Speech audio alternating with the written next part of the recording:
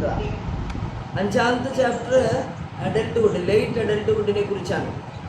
അതായത് late adulthood എന്ന് പറഞ്ഞാൽ നിങ്ങൾക്കറിയാം 65+, അതാണ് 85 വരെ ലേറ്റ് അഡൽട്ട്ഹുഡ്. ഓൾഡ് ഏജ് എന്ന് പറഞ്ഞാൽ 85-ന് മുകളിലേക്ക്.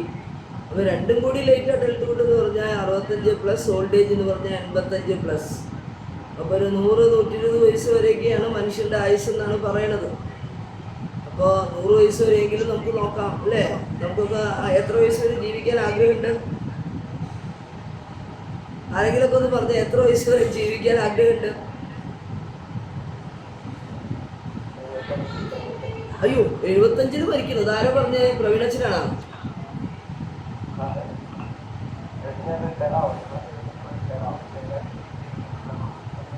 അയ്യോ, റിട്ടയർഡ് ആയിട്ട് ജീവിക്കണ്ട. അപ്പോഴാണ് ഒരുപാട് കാര്യങ്ങൾ സമൂഹത്തിൽ ചെയ്യാൻ പറ്റുക.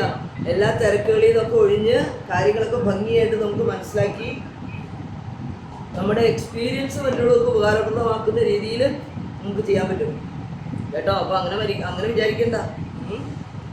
നമുക്ക് ദൈവം തരുന്ന ആയുസ്, എന്നാലും ഒരു ആഗ്രഹം അല്ലേ?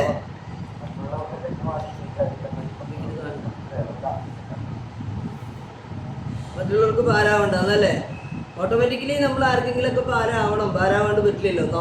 നമുക്ക് മറ്റുള്ളവർ ഭാരമായിരുന്നില്ല ഒരു കാലത്ത്, ഇനി നമ്മൾ മറ്റുള്ളവർക്ക് ഒരു കാലത്ത് ഭാരമാവും. ഇതൊക്കെ സൈക്ലിക് പ്രോസസ്സ് അല്ലേ, അങ്ങനെയൊക്കെ പോവും. അപ്പോൾ ഒരുപാട് ടെൻഷനൊന്നും അതിനെക്കുറിച്ച് വേണ്ട. അപ്പോൾ നമുക്ക് വളരെ ലൈവായിട്ട് ബ്ലിസ്ഫുള്ളായിട്ട് ഇരിക്കുക എന്നുള്ളതാണ് ഏറ്റവും വലിയ കാര്യം. അപ്പോൾ ലേറ്റ് അഡൽട്ട്ഹുഡ് എന്ന് പറഞ്ഞാൽ 65+, ദെൻ 85+. ഡിഫറെൻറ്റ് കാറ്റഗറീസ് ഓഫ് ഏജിങ്ങിൻ്റെ പല കാറ്റഗറി. എന്താണ് ഓപ്റ്റിമൽ ഏജിങ് എന്ന് പറഞ്ഞാൽ? Refers to individuals who maintain better health. അതായത് നല്ല ആരോഗ്യമുള്ള, നല്ല വെൽബീയിങ് ഉള്ള, സോഷ്യലി നല്ല വെൽബീയിങ്, മറ്റുള്ളവരോട് കമ്പയർ ചെയ്യുമ്പോൾ വളരെ നന്നായിട്ട് പോകുന്ന, വലിയ ഹെൽത്ത് ഇഷ്യൂസ് ഒന്നും ഇല്ലാത്ത, അവരുടെ ഏജ് ഗ്രൂപ്പിനോട് കമ്പയർ ചെയ്യുമ്പോൾ നല്ല ഹെൽത്തുള്ള, ശാരീരിക ആരോഗ്യമുള്ള, വെൽബീയിങ് ഉള്ള ആളുകളെയാണ് ഓപ്റ്റിമൽ ഏജിങ് എന്ന് പറയാം. അതായത് ഇപ്പോൾ എനിക്ക് 60 വയസ്സുണ്ടെങ്കിൽ 60 വയസ്സുള്ള ആളുകളോട് തുലനം ചെയ്യുമ്പോൾ ഞാൻ അവരെക്കാളും ബെറ്റർ ഹെൽത്തിൽ ആയിരിക്കുകയാണെങ്കിൽ അത് ഓപ്റ്റിമൽ ഏജാണ്. നോർമൽ ഏജ് എന്ന് പറഞ്ഞാൽ എന്താണ്? സത്യത്തിൽ ഇപ്പോൾ 60 വയസ്സുണ്ടെങ്കിൽ 60 വയസ്സിൻ്റെ എല്ലാ പ്രത്യേകതകളും ഉൾക്കൊള്ളുക, അതിനുള്ള ഹെൽത്തിൻ്റെ ചേഞ്ചസും സോഷ്യൽ ചേഞ്ചസും ഒക്കെ അവരുടെ പിയർ ഗ്രൂപ്പുമായിട്ട് ബന്ധപ്പെടുമ്പോൾ നമുക്ക് തോന്നുമ്പോൾ നമുക്ക് മനസ്സിലാവും നമുക്കും കുറച്ച് നോർമൽ ഏജിങ് ആണ്. എനിക്ക് വയസ്സായി, 60 കഴിഞ്ഞു, ഇനിയിപ്പോൾ പണ്ടത്തെ പോലെ ഓടാൻ പറ്റില്ല, ദേഹത്തൊക്കെ വേദനയുണ്ട്, മനസ്സ് വിചാരിച്ചാലും ശരീരം നീങ്ങണില്ല എന്നൊരു ചെറിയ തോന്നലൊക്കെ ആയി തുടങ്ങും. അതാണ് നോർമൽ ഏജിങ് എന്ന് പറയാം. ഓപ്റ്റിമൽ ഏജ് എന്ന് പറഞ്ഞാൽ എൻ്റെ കൂടെയുള്ള ആളുകളെക്കാൾ അപ്പുറത്ത് ഓടാനും ചാടാനും ഞാൻ ശ്രമിക്കും. അവർ ഓപ്റ്റിമൽ ഏജുകാർ, അവർക്ക് വലിയ പ്രോബ്ലംസ് ഇല്ല. പൂവർ ഏജിങ് എന്ന് പറഞ്ഞാൽ എന്താണ്? നിങ്ങൾക്ക് എൻ്റെ വീഡിയോ ഷെയർ കാണുന്നുണ്ടോ? അപ്പോൾ ഞാൻ വായിക്കണ്ടല്ലോ എന്ന് വിചാരിച്ചിട്ടാ കാണാം. അപ്പോൾ പൂവർ ഏജിങ് എന്ന് പറഞ്ഞാൽ ഒരുപാട് ഹെൽത്ത് ഇഷ്യൂസ് 60 ഉള്ളതെന്നുണ്ടെങ്കിലും 80 വയസ്സിൻ്റെ ഹെൽത്ത് ഇഷ്യൂസും ഗ്രേറ്റർ ഡിപ്പെൻഡൻസി ഒക്കെ ഉണ്ടെങ്കിൽ അവരെ നമുക്ക് പൂവർ ഏജ് എന്ന് പറയാം. ഇനി importance of successful ageing. Successful ageing എന്ന് പറഞ്ഞാൽ എന്താണ്? സത്യത്തിൽ അത് എത്രത്തോളം അവർ ഇൻഡിപെൻഡൻ്റ് ആയിട്ട് കാര്യങ്ങൾ ചെയ്യാൻ പറ്റുന്നത്, എത്രത്തോളം ഇൻഡിപെൻഡൻ്റ് ആയിട്ടും ആക്റ്റീവായിട്ടും അവർ പോസിബിൾ ആകുന്ന കാര്യങ്ങൾ, അവർക്ക് പറ്റുന്ന കാര്യങ്ങൾ എത്ര ഭംഗിയായിട്ട് അവർക്ക് ചെയ്യാൻ പറ്റുന്നുണ്ട്. ഈവൺ ഈ physical or cognitive abilities decline ചെയ്യുന്നുണ്ടെങ്കിലും അവർ ഭംഗിയായിട്ട് മറ്റുള്ളവരെ ഡിപ്പെൻഡ് ചെയ്യാണ്ട് അവർ ആ ചേഞ്ചിനോട് അക്സെപ്റ്റ് ചെയ്തിട്ട് അതിനെ ഓവർകം ചെയ്യാനായിട്ട് അവർക്ക് സാധിക്കുന്നുണ്ട്. This can be achieved through strategies like compensating for losses in abilities. For example, ഇപ്പോൾ നല്ല ഭംഗിയായിട്ട് ഡ്രൈവ് ചെയ്തുകൊണ്ട് പോയിരുന്ന ആളാണ്, 75 വയസ്സായി, പണ്ടത്തെ പോലെ ഡ്രൈവ് ചെയ്യാനുള്ള കോൺഫിഡൻസ് ഇല്ല. അപ്പോൾ അവരെന്ത് ചെയ്തു? ഒരു കൂട്ടുകാരൻ ആ വഴിക്ക് പോകുന്നുണ്ട്, അവരെക്കാളും ചെറുപ്പമുള്ള ആളാണ്, ആൾ പോകുന്നുണ്ട്, പള്ളിയിലേക്ക് പോകുന്നുണ്ട്, ഡെയിലി തന്നെ ഡ്രൈവ് ചെയ്ത് പോയിരുന്ന ആളാണ്. അപ്പോൾ കൂട്ടുകാരനോട് പറഞ്ഞത് ഈ ഭൂമി എന്നെയും കൂടി ഒന്ന് കയറണം. അപ്പോൾ അവൻ്റെ നീഡ് അവൻ ഫുൾഫിൽ ചെയ്യുന്നുണ്ട്, ആക്റ്റീവാണ് മനസ്സുകൊണ്ട്. സ്വന്തമായിട്ട് ചെയ്യാൻ പറ്റിയില്ലെങ്കിൽ വേറൊരാളെ ഡിപ്പെൻഡ് ചെയ്തിട്ടാണെങ്കിലും ഇൻഡിപെൻഡൻ്റ് ആയിട്ട് അവൻ്റെ കാര്യങ്ങൾ ചെയ്യാനായിട്ട് അവൻ മാർഗങ്ങൾ കണ്ടെത്തി മുന്നോട്ട് പോകുന്ന ഒരു അവസ്ഥ. Using alternative transportation if one can no longer driver. അതാണ്, എനിക്ക് ഡ്രൈവ് ചെയ്യാൻ പറ്റില്ലെങ്കിൽ ഒരു ഓൾട്ടർനേഷൻ ഞാൻ കണ്ടെത്തി. അതാണ് സക്സസ്ഫുൾ ഏജിങ് എന്ന് പറയുമ്പോൾ. നമ്മൾ ഡെയിലി ചെയ്യുന്ന റുട്ടീൻസൊക്കെ ഞാൻ ചെയ്യുന്ന പോലെ എനിക്ക് ചെയ്യാൻ പറ്റിയില്ലെങ്കിലും അതിന് പറ്റിയ ഓൾട്ടർനേറ്റീവ്സ് കണ്ടെത്തി ഞാൻ ഇൻഡിപെൻഡൻ്റ് ആയിട്ട് ജീവിക്കുന്നു. എൻ്റെ മെൻ്റൽ സാറ്റിസ്ഫാക്ഷനിൽ കുഴപ്പമില്ലാണ്ട് ഞാൻ എൻ്റെ കാര്യങ്ങളൊക്കെ നടത്തുന്നുണ്ട്. അതിനെയാണ് നമ്മൾ പറയുന്നത് സക്സസ്ഫുൾ ഏജിങ്. അല്ലാണ്ട് എന്നും മെൻ്റൽ ഹെൽത്തോടു കൂടി ഡ്രൈവ് ചെയ്യാൻ അർത്ഥമില്ല, ചെയ്യുന്ന കാര്യങ്ങൾ ചെയ്യാൻ അർത്ഥമില്ല. എങ്ങനെയാണെങ്കിലും എൻ്റെ കാര്യങ്ങൾ ഞാൻ ഭംഗിയായിട്ട് നിർവഹിക്കുന്നു. ഇനി അടുത്തതോ, റോൾ ഓഫ് ഹെൽത്ത് പ്രൊഫഷണൽസ്. ചിലപ്പോഴെങ്കിലും ഹെൽപ്പിംഗ് ഓൾഡർ അഡൽട്ട്സ് നമ്മുടെ ഇൻഡിപെൻഡൻ്റ് ആയിട്ട് നമ്മൾ ജീവിക്കാനായിട്ട് ചിലപ്പോൾ മറ്റുള്ളവർ നമ്മൾ പ്രൊഫഷണൽസിനെ ആശ്രയിക്കണമെങ്കിൽ നമ്മൾ ആശ്രയിക്കും. വെറുതെ ഇല്ലസിനെ മാത്രം ട്രീറ്റ് ചെയ്യാൻ വേണ്ടിയിട്ടല്ല, നമ്മൾ കുറച്ചുകൂടി പ്രൊഫഷണൽ ലൈഫിൽ നമ്മൾ കീപ്പ് ചെയ്യാനായിട്ട്, നല്ലൊരു ക്വാളിറ്റി ലൈഫ് ലീഡ് ചെയ്യാനായിട്ട് ഞാൻ എന്തൊക്കെ ചെയ്യണം, എന്തൊക്കെ മാറ്റണം, അതിന് വേണ്ടി shift involves understanding the different types of ageing and supporting patients to lead a fulfilling life. എൻ്റെ ലൈഫ് ഫുൾഫിൽ ചെയ്യാനായിട്ട് ഞാൻ എന്തൊക്കെ കാര്യങ്ങൾ ചെയ്യണം എന്നുള്ളത് കൂടി ഹെൽത്ത് പ്രൊഫഷണൽസിൻ്റെ സഹായം ഞാൻ ആശ്രയിക്കും. ഇനി അടുത്ത് ഏജിങ് എന്ന് പറയുമ്പോൾ നമുക്കറിയാം, ageing is a process where body structure and function slowly break down over time. കാലം മുന്നോട്ട് പോകുന്നതിനനുസരിച്ച് നമുക്ക് പ്രായമാകുന്നു. നിങ്ങൾക്കറിയാം, പ്രായമാകുമ്പോൾ മനുഷ്യന് വരുന്ന വ്യത്യാസങ്ങൾ എന്തൊക്കെയാണ്? ഞാൻ പറയാണ്ട് തന്നെ നിങ്ങൾക്കറിയാം അല്ലേ? ശരീരത്തിൽ വരുന്ന മാറ്റങ്ങൾ നിങ്ങൾ ഊഹിക്കുക, ആലോചിക്കുക. Having a positive mindset about ageing is important for staying healthy and living longer. It's also essential to challenge common negative ഒരുപാട് നെഗറ്റീവ് സ്റ്റീരിയോ ടൈപ്സ് എന്ന് പറഞ്ഞാൽ എന്താണ്? പ്രായമായ ഓൾഡർ ഗ്രൂപ്പിനെ കുറിച്ച് കുറേ സ്റ്റീരിയോ ടൈപ്സ് നിലനിൽക്കുന്നുണ്ട്. അവരാവശ്യമില്ലാത്ത കാര്യങ്ങളിൽ ഇടപെടും, അടങ്ങി ഒതുങ്ങിയിരിക്കില്ല, എവിടെ ചെന്നാലും എന്തെങ്കിലും ഒരു പ്രശ്നം ഉണ്ടാക്കും, അവിടെ ഇരിക്കുന്ന സാധനങ്ങളൊക്കെ തട്ടി വലിച്ചിടും, ഹൈപ്പർ ആക്റ്റീവായിട്ട് നടക്കണ പോലെ ചെറുപ്പക്കാർക്ക് തോന്നും. അപ്പോൾ അതൊക്കെ നമ്മുടെ മനസ്സിൻ്റെ യങ്ങർ ഫീലിംഗ് ആണ് നമ്മൾ ചെയ്യുന്നത്. അത് മറ്റുള്ളവർ മനസ്സിലാക്കണമെന്നില്ല. അപ്പോൾ എപ്പോഴും നമ്മൾ പ്രായമായി എന്ന് പറഞ്ഞ് നമ്മളെ ഇങ്ങനെ അടിച്ചമർത്തുന്ന ഒരു രീതി ചെറുപ്പക്കാർക്കുണ്ടാകാം. അപ്പോൾ അത് ഇവരെ നെഗറ്റീവ്ലി ബാധിക്കാം. അപ്പോൾ സത്യത്തിൽ ഏജിങ് എന്ന് പറയുന്നത് മനസ്സിൻ്റെ നമ്പർ മാത്രമല്ല. അങ്ങനെ ഇപ്പോഴത്തെ ലേറ്റസ്റ്റ് ന്യൂസ് ഏജിങ് എന്നത് മനസ്സ് ഒരു നമ്പർ മാത്രമാണെന്നൊക്കെ പറയുന്നത് ശരിയല്ല. നമ്പറാണ്, നമ്പറിനനുസരിച്ചുള്ള ചേഞ്ചസും നമുക്ക് ഉണ്ടാകും എന്ന് നമ്മൾ അംഗീകരിക്കുന്നതാണ് റിയൽ ആയിട്ടുള്ള ഏജിങ് എന്ന് പറയാം. ഇനി പ്രൈമറി ആൻഡ് സെക്കൻഡറി ഏജിങ്. എന്താണ് പ്രൈമറി ഏജിങ്? രണ്ട് തരത്തിൽ നമുക്ക് ഏജിങ്ങിനെ കാണാം. പ്രൈമറി ഏജിങ് എന്ന് പറഞ്ഞാൽ നാച്ചുറൽ ചേഞ്ചസ് ആണ്. ഞാൻ പ്രായമാകുന്നതിനനുസരിച്ച്, ബയോളജിക്കലി ഞാൻ പ്രായമാകുന്നതിനനുസരിച്ച് എനിക്കുണ്ടാകുന്ന വ്യത്യാസങ്ങൾ എൻ്റെ ശരീരത്തിൽ, മനസ്സിൽ, സോഷ്യൽ ലൈഫിൽ, എൻ്റെ ആക്ടിവിറ്റീസിൽ, എൻ്റെ സെൻസ് ഓർഗൻസിൽ ഒക്കെ എല്ലാത്തിലും വരുന്ന എൻ്റെ തൊലി ചുരുളും, മുടി നരയ്ക്കും, കേൾവി നഷ്ടപ്പെടും, കണ്ണിൻ്റെ കാഴ്ച നഷ്ടപ്പെടും, കണ്ണിൻ്റെ നഷ്ടപ്പെടും. അതൊക്കെ changes are inevitable but can be changed with a healthy life style. ചിലപ്പോൾ ഇതൊക്കെ നമ്മളൊരു ഹെൽത്തി ലൈഫ് സ്റ്റൈൽ നമ്മൾ കീപ്പ് ചെയ്യുകയാണെങ്കിൽ കുറേയൊക്കെ നമുക്ക് ബാലൻസ് ചെയ്യാൻ പറ്റും. അവോയ്ഡിങ് ടു മച്ച്, ഒരുപാട് വെയിലുള്ള, ഒരുപാട് ഭക്ഷണം കഴിക്കുക, ഈ വക കാര്യങ്ങളൊക്കെ നമ്മൾ മാറ്റി ഒരു ബാലൻസ്ഡ് പേഴ്സണൽ ലൈഫ് നമ്മൾ ലീഡ് ചെയ്യുകയാണെങ്കിൽ നമുക്ക് ഈ പ്രശ്നത്തിൽ നിന്നൊക്കെ കുറച്ചൊക്കെ രക്ഷ നേടാനായിട്ട് പറ്റും. പ്രൈമറി ഏജിങ്ങിൽ നിന്ന് കുറച്ച് രക്ഷ നേടാൻ പറ്റും. സെക്കൻഡറി ഏജിങ് എന്ന് പറയുന്നത് ഹെൽത്ത് പ്രോബ്ലംസ് ആണ്. That are not a guaranteed part of ageing but happen due to lifestyle choices. പണ്ട് കാലത്ത് നമ്മൾ നല്ല ലൈഫ് ചോയ്സസ് നടത്താത്തതുകൊണ്ട് ഇന്ന് നമുക്ക് പല പ്രശ്നങ്ങളുണ്ടായി. ചിലപ്പോൾ ഇപ്പോൾ കള്ളുടിക്കുന്നവർ, അല്ലെങ്കിൽ ബീഡി വലിക്കുന്നവർ, വേണ്ടത്ര ന്യൂട്രീഷ്യസ് ഫുഡ് കഴിക്കാത്തവർ, അങ്ങനെ പലതരത്തിൽ കഴിഞ്ഞ കാലങ്ങളിൽ ഇംപ്രോപ്പറായിട്ടുള്ള നമ്മുടെ ജീവിതം കൊണ്ട് നമുക്ക് വന്നിട്ടുള്ള പ്രശ്നങ്ങൾ, അതാണ് സെക്കൻഡറി ഏജിങ് എന്ന് പറയുന്നത്.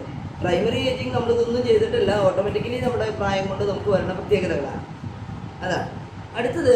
Changes in the body, skin and hair. As people age, skin becomes thinner, less elastic, more prone to scars, hair turns grey, അങ്ങനെ ബിക്കംസ് മോർ. ഇതൊക്കെ നമുക്ക് പ്രായത്തിൽ വരുന്ന പ്രത്യേകതകൾ. തൊലിയിലും മുടിയിലും, ഹൈറ്റിലും വെയ്റ്റിലും. ഒരുപാട് ഹൈറ്റുള്ളവരൊക്കെ ചിലരിങ്ങനെ കുനിഞ്ഞ് നടക്കണ കാണാം. സ്പൈൻ്റെ കപ്പാസിറ്റി പോയി, മസിൽസ് വേണ്ടതുപോലെ വർക്കും ചെയ്യുന്നില്ല, വീക്കെൻഡായി. അപ്പോൾ അങ്ങനെ പലതരത്തിലുള്ള ബുദ്ധിമുട്ടുകൾ ഈ ഏജിലുണ്ടാകുന്നു. ഇനി അടുത്ത തിയറീസ് ഓഫ് ഏജിങ്. പ്രധാനപ്പെട്ട തിയറീസ്, ഒന്നാമത്തെ തിയറിയാണ് ബയോകെമിക്കൽ തിയറീസ് ഓഫ് ഏജിങ്. എന്താണ് biochemical theory? Free radical theory. Free radical theory എന്ന് പറഞ്ഞാൽ എന്താണ്? നമുക്കറിയാം, നമ്മുടെ ശരീരം എന്ന് പറയുന്നത് കോശങ്ങൾ കൊണ്ട് നിർമ്മിതമാണ്. നമ്മുടെ ശരീരം കോശങ്ങൾ കൊണ്ട് നിർമ്മിതമാണ് നമ്മുടെ ശരീരം. അപ്പോൾ നമ്മുടെ ശരീരത്തിലെ കോശങ്ങൾക്കുണ്ടാകുന്ന ഒരുതരം തുരുമ്പെടുക്കൽ പ്രക്രിയയാണ് ലളിതമായിട്ട് പറഞ്ഞാൽ ഫ്രീ റാഡിക്കൽ തിയറി എന്ന് പറയുന്നത്. നമ്മുടെ കോശങ്ങൾക്ക് ഉണ്ടാകുന്ന തുരുമ്പെടുക്കൽ. ഇപ്പോൾ ഓവർ യൂസ് കത്തി നമ്മൾ കൂടുതൽ ഉപയോഗിക്കാണ്ടിരുന്നാൽ, കുറേ ഉപയോഗിക്കാണ്ടിരുന്നാൽ തുരുമ്പെടുക്കും. ഒരുപാട് ഉപയോഗിച്ചാൽ കുറച്ച് കാലം കഴിയുമ്പോൾ ഉപയോഗിക്കുകയാണെങ്കിൽ കുറച്ച് കാലത്തേക്ക് നല്ലോണം മൂർച്ചയുണ്ടാവും. അത് കഴിഞ്ഞാൽ അത് നാശമായി പോകും. അതുപോലെയാണ് ഈ ഫ്രീ റാഡിക്കൽ തിയറി എന്ന് പറയുന്നത്. ഫ്രീ റാഡിക്കൽ ഡാമേജ് എന്ന് പറയുന്നത് അതിനെയാണ്.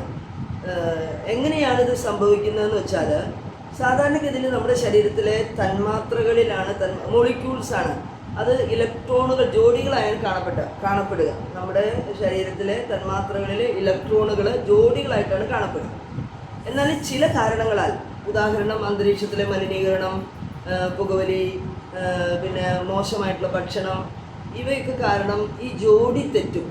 ചില ജോഡി നശിച്ചു, ഒരു ജോഡി രണ്ട് പേരുണ്ടായ ഒരു ജോഡി ഒന്നായിട്ട് മാറും, ഒറ്റ ഇലക്ട്രോണായിട്ട് മാറും. അങ്ങനെ ഒരു ഇലക്ട്രോൺ മാത്രമുള്ള അസ്ഥിരമായ മോളിക്യൂൾസ് ഉണ്ടാവും. അവയെയാണ് നമ്മൾ ഫ്രീ റാഡിക്കലുകൾ എന്ന് പറയാം. ഈ ഫ്രീ റാഡിക്കലുകൾക്ക് ഒരു ഇലക്ട്രോൺ കുറവായതിനാൽ അവർ എപ്പോഴും എന്ത് ചെയ്യും, വളരെ വേഗത്തിൽ മറ്റ് ആരോഗ്യമുള്ള ജോഡിയിലെ ഇലക്ട്രോണുകളെ ആക്രമിച്ച് കീഴടക്കാൻ ശ്രമിക്കും. അപ്പോൾ അവരെന്ത് ചെയ്യും, അതിൽ നിന്നൊരു ഹെൽത്തി ഇലക്ട്രോണുകളിൽ നിന്ന് ഒരെണ്ണത്തിനെ ഇവർ ആക്രമിച്ച് കീഴടക്കി ഇവരുടെ കൂടെ നിർത്തും. അപ്പോൾ അവിടെ മറ്റത് ഒറ്റപ്പെട്ടു, അത് അടുത്ത തന്മാത്രനെ അറ്റാക്ക് ചെയ്യും. അങ്ങനെ ഒരു ചെയിൻ റിയാക്ഷൻ ശരീരത്തിൽ ഉണ്ടാക്കും. അപ്പോൾ അതാണ് ഈ ഫ്രീ റാഡിക്കൽ തിയറി നമ്മളോട് പറയുന്നത്. ഇപ്പോൾ തുടർച്ചയായ ഇങ്ങനെയുള്ള ആക്രമണം സെല്ലിൻ്റെ മെംബ്രെയിനെയും പ്രോട്ടീനുകളെയും DNA ഒക്കെ ആക്രമിച്ച് അത് നശിക്കാൻ തുടങ്ങും. അങ്ങനെ ഒരു ചെയിൻ റിയാക്ഷൻ വരുന്നത് കൊണ്ട് കാലക്രമേണയുള്ള നാശം ഒരു ദിവസം കൊണ്ടോ പെട്ടെന്ന് ഒരു വർഷം കൊണ്ടോ സംഭവിക്കുന്നതല്ല, കുറേ കാലങ്ങൾ കൊണ്ട് ഇതിങ്ങനെ നന്നാക്കാൻ പറ്റാത്ത വിധത്തിൽ ഈ കോശങ്ങൾ നശിക്കാനിടവരും. അതാണ് ഫ്രീ റാഡിക്കൽ തിയറി എന്ന് പറയുന്നത്. ഇതിൻ്റെ ഫലം എന്താണ്? വാർദ്ധക്യം വേഗത്തിൽ വരും എന്നുള്ളതാണ്. ചർമ്മത്തിൽ ചുളിവുകൾ വീഴും, പ്രായം തോന്നിക്കും. ഇതിൻ്റെ പ്രധാന ലക്ഷണമാണ്. അതിൻ്റെ പ്രതിരോധശേഷി കുറയുകയും ചെയ്യും. നമുക്കിത് തടയാനായിട്ട് എന്താണ് ഒരു വഴി? ഇതിന് ആൻറ്റി ഓക്സിഡൻറ്റുകൾ നമ്മൾ ആവശ്യമായ വിധത്തിൽ നമ്മുടെ ശരീരത്തിന് നമ്മൾ കൊടുക്കണം. ശരീരത്തെ ശാന്തമാക്കാനായിട്ട് ആൻറ്റി ഓക്സിഡൻറ്റുകൾക്ക് കഴിയും. ഈ ചെയിൻ റിയാക്ഷൻ വരുമ്പോൾ സ്ട്രെസ്സ് കൂടും ശരീരത്തിൽ. സ്ട്രെസ്സ് കൂടുമ്പോൾ നമ്മൾ തന്നെ അറിയാതെ നമുക്ക് സ്ട്രെസ്സ് കൂടുമ്പോൾ നമുക്ക് ശാന്തമായിട്ടിരിക്കാൻ പറ്റില്ല. അപ്പോൾ നമ്മുടെ ഈ ചെയിൻ റിയാക്ഷൻ കൂടുതലാകും. അതിന് പകരമായിട്ട് നമ്മൾ മെഡിറ്റേഷനും നല്ല പുസ്തകങ്ങൾ വായിക്കുക, കുറച്ച് ഫ്രീ ടൈം എടുക്കുക, കുറച്ച് എൻജോയ്മെൻറ്റ് കാണുക, ഡോപാമിൻ വർദ്ധിപ്പിക്കുന്ന എക്സസൈസുകൾ ചെയ്യുക, നല്ല വൈറ്റമിനുള്ള ഫുഡുകൾ കഴിക്കുക, ഇലക്കറികൾ, നാരങ്ങ, നെല്ലിക്ക, പച്ചക്കറികൾ, നട്ട്സുകൾ, ഇതൊക്കെ ആവശ്യത്തിന് കുറേശ്ശെയൊക്കെ കഴിക്കുമ്പോൾ നമ്മുടെ ശരീരം കുറച്ചുകൂടി ബെറ്റർ ആവാനും റിലാക്സ്ഡ് ആവാനും തുടങ്ങും.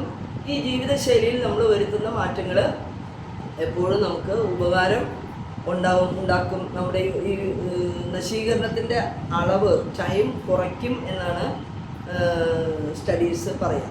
ആൻറ്റി ഓക്സിഡൻസ് ഇൻ ഫുഡ് നമ്മൾ എടുക്കുമ്പോൾ അത് കുറയ്ക്കും. ഇനി അടുത്തതാണ് protein cross linking. This theory explains glucose molecules can attack the protein. അതായത് നമുക്കറിയാം, ഓവർ ഷുഗർ നമ്മൾ ഉപയോഗിച്ചാൽ നമ്മുടെ പ്രോട്ടീനെ അറ്റാക്ക് ചെയ്യും. പ്രോട്ടീൻ നശിക്കുന്നത്, പ്രോട്ടീൻ്റെ കുറവ് വരുന്നത് അമിതമായിട്ടുള്ള പഞ്ചസാരയുടെ ഉപയോഗമാണ്. അത് പഞ്ചസാര എന്ന് പറഞ്ഞാൽ പഞ്ചസാര വാരി തിന്നതല്ല അതിൻ്റെ അർത്ഥം. ഇപ്പോൾ നമ്മൾ കേക്ക് കഴിക്കുന്നു, ബേക്കറി കഴിക്കുന്നു, ഐസ്ക്രീം കഴിക്കുന്നു, ഇങ്ങനെയുള്ള സാധനങ്ങൾ നമ്മൾ കൂടുതൽ കഴിക്കുമ്പോൾ നമ്മുടെ ശരീരത്തിലുള്ള പ്രോട്ടീൻ്റെ അളവ് കുറയും. ഈ പ്രോട്ടീൻ്റെ അളവ് കാലക്രമേണ കുറഞ്ഞു വരുമ്പോൾ അത് നമ്മളെ ഏജിങ്ങിലേക്ക് നയിക്കും. 30 വയസ്സായ ആൾ 50 വയസ്സിൻ്റെ പോലെ തോന്നും, 50 വയസ്സിൻ്റെ ആരോഗ്യമേ. അതിന് മുമ്പ് ക്ഷീണവും വിഷമവും പ്രയാസമൊക്കെ വരും. ബ്ലഡ് വെസൽസ് ചുരുങ്ങും, സ്റ്റിഫാവും, വഴക്കം ഇല്ലാതെ ജോയിൻറ്റ്സ് പെയിൻ വരും, അതിന് ഫ്ലെക്സിബിലിറ്റി ഇല്ലാതെ വരും. അപ്പോൾ അവിടെ ഇവിടെയൊക്കെ നമ്മൾ വേദന വരും. ഈ വേദന വരുമ്പോൾ നമ്മളെന്താ ചെയ്യുന്നത്? പോയി ഡോക്ടറെ കാണുക, ആവശ്യമില്ലാണ്ട് കുറേ മരുന്ന് കഴിക്കും. ആ മരുന്ന് കഴിക്കുമ്പോൾ നമ്മൾ ചെയ്യേണ്ട ഭക്ഷണ രീതി മാറ്റാനല്ല നമ്മൾ ശ്രമിക്കണേ. നമ്മൾ പോയി ഡോക്ടറെ കണ്ട് മരുന്ന് കഴിക്കുമ്പോൾ വീണ്ടും നമ്മുടെ മൊത്തത്തിലുള്ള ശരീരത്തിൻ്റെ അവസ്ഥയെ അത് ബയോളജിക്കൽ ക്ലോക്കിനെ അത് ബാധിക്കും, കൂടുതൽ പ്രശ്നങ്ങളിലേക്ക് നയിക്കും. അപ്പോൾ സൊല്യൂഷൻ എന്താണ്? Reducing sugar intake may help slow down this process. മനസ്സിലാക്കി കാണുമെന്ന് വിചാരിക്കുന്നു. DNA damage. Over time DNA in our cells gets damaged by things like pollution. അതായത് അന്തരീക്ഷത്തിലെ മലിനീകരണം, ടോക്സിൻസ്, നമ്മൾ അറിയാണ്ട് കഴിച്ചു കൂട്ടുന്ന toxins, even exposure to sunlight നമുക്ക് ആവശ്യത്തിന് വേണം. അത് 11-നും 3-നും ഇടയിലുള്ള സൺലൈറ്റ് ഒരു അരമണിക്കൂറെങ്കിലും നമ്മൾ കൊള്ളണം എന്ന് പറയും. പക്ഷേ നമ്മൾ കൂടുതൽ സമയം പൊരിവെയിലത്ത് നിന്ന് ഫുട്ബോൾ കളിച്ചു, അല്ലെങ്കിൽ നമ്മൾ പണിയെടുത്തു, ഒരു ശ്രദ്ധയില്ലാണ്ട് അങ്ങനെ സൺലൈറ്റ് കണ്ടമാനം കൂടിക്കഴിഞ്ഞാൽ ദിസ് ക്യാൻ ഡാമേജ്, ഇത് അഫക്റ്റ് ഹൗ സെൽസ് ഫങ്ഷനെ ബാധിക്കും, leading to the sign of ageing. അത് നമ്മളെ കൂടുതൽ എളുപ്പത്തിൽ ഏജിങ്ങിലേക്ക് നമ്മളെ നയിക്കുക. അതിൻ്റെ സൊല്യൂഷൻ എന്താണ്? Reducing exposure to harmful substance can protect DNA. അടുത്തത് ബയോളജിക്കൽ തിയറീസ്. ബയോളജിക്കൽ തിയറീസ് എന്ന് പറഞ്ഞാൽ പ്രോഗ്രാംഡ് തിയറിയാണ്. എന്താണ് ഈ programmed theory? These theory suggest that ageing is built in to our genes. ഈ ഏജിങ് എന്ന് പറയുന്നത് നമ്മുടെ ജീൻസിൻ്റെ ഉള്ളിൽ തന്നെ പ്രീ പ്രോഗ്രാംഡാണ്. In other words, the body has a biological clock. നമ്മുടെ ശരീരത്തിന് ഒരു ബയോളജിക്കൽ ക്ലോക്ക് ഉണ്ട്. അത് എല്ലാ ശരീരങ്ങൾക്കും ഒരുപോലെയുള്ള biological clock. Each person is different എന്ന് നമ്മൾ പറയുന്നത് ഈ കാര്യത്തിലും അഡാപ്റ്റബിളാണ്, ആപ്ലിക്കബിളാണ്. അതായത് ഓരോരുത്തർക്കും ഓരോ ബയോളജിക്കൽ ക്ലോക്കാണ്, എല്ലാവരും ഒരുപോലെ ആവില്ല. ചില മനുഷ്യർ ഏർലി മോർണിംഗ് എഴുന്നേൽക്കുന്നതാണ്, ചിലർ ലേറ്റർ സ്ലീപ്പാണ്, ചിലർക്ക് ഏർലി സ്ലീപ്പാണ്. രാവിലെ കിടന്ന് ഉറങ്ങാൻ തോന്നും, രാത്രി എന്തോരം നേരം വേണമെങ്കിൽ ഇരിക്കുന്ന ആളുകളുണ്ട്. അതൊക്കെ അവരുടെ ബയോളജിക്കൽ ക്ലോക്കാണ്. അപ്പം എൻ്റെ ബയോളജിക്കൽ ക്ലോക്ക് എന്താണെന്ന് ഞാൻ മനസ്സിലാക്കുകയും അത് ഫോം ചെയ്യുന്ന സമയത്ത് നല്ല, അതായത് പ്രായമാകുന്നതിന് മുമ്പേ നമ്മൾ പ്ലാൻ ചെയ്ത് ജീവിച്ചിട്ടുണ്ടെങ്കിൽ അത് നമ്മൾ ഓൾറെഡി നമുക്ക് അതിന് മാറ്റം വരുത്താമായിരുന്നു. ഇപ്പോൾ രാത്രി 12 മണിക്കാണ് എല്ലാ ദിവസവും ഞാൻ ഫോണ് നോക്കിയിരുന്ന് കിടന്നുറങ്ങിയിരുന്നത് നല്ല കാലത്ത്. അപ്പോൾ പിന്നെ ഈ പ്രായത്തിൽ നമുക്ക് ഉറക്കം വരില്ല. പണ്ടത്തെ പോലെ ഫോൺ നോക്കാനായിട്ട് പറ്റുന്നില്ല, കോൺസെൻട്രേഷനും ഇല്ല, ബോധമില്ല, ബുദ്ധിയിലും ഒന്നുമില്ല. പക്ഷെ നമുക്ക് ഉറക്കം വന്നില്ല. കാരണം എന്താ, 12 മണി 1 മണി വരെ നല്ല കാലത്ത് നമ്മൾ ഫോൺ നോക്കിയിരുന്നു. അപ്പോൾ നമ്മുടെ ബയോളജിക്കൽ ക്ലോക്ക് ആ വിധത്തിൽ സെറ്റായിപ്പോയി. അപ്പോൾ ഇവഞ്ച്വലി നമ്മുടെ നമ്മുടെ ഫങ്ഷനൊക്കെ സ്റ്റോപ്പ് ആവുന്നത് കാണാം. അപ്പം പ്രോഗ്രാംഡാണ് നമ്മുടെ ബയോളജിക്കൽ ക്ലോക്ക്, നമ്മുടെ ശരീരം എന്ന് നമ്മൾ മനസ്സിലാക്കുക. നല്ല കാലത്ത് നല്ലോണം ജീവിച്ച് നല്ല രീതിയിൽ പ്ലാനൊക്കെ ചെയ്ത് നല്ല രീതിയിൽ ഒരു ടൈം ടേബിളൊക്കെ ഉണ്ടാക്കി ജീവിക്കുകയാണെങ്കിലോ പ്രായമാകുന്ന സമയത്തും ആ ടൈം ടേബിൾ നമ്മൾ ഫോളോ ചെയ്യുന്നുള്ളത്. കണ്ടില്ലെങ്കിലും ചെവിയില്ലെങ്കിലും ഒന്നും നമ്മളത് ഫോളോ ചെയ്യാൻ തയ്യാറാകും. നമ്മൾ പ്രായമായ മനുഷ്യരെ ചിലരെ കണ്ടിട്ടുണ്ടാകാം. ഇനി ഹേയ്ഫ്ലിക്ക് ലിമിറ്റ് തിയറി. എന്താണ് ഈ തിയറി ഉദ്ദേശിക്കുന്നത്? ദിസ് തിയറി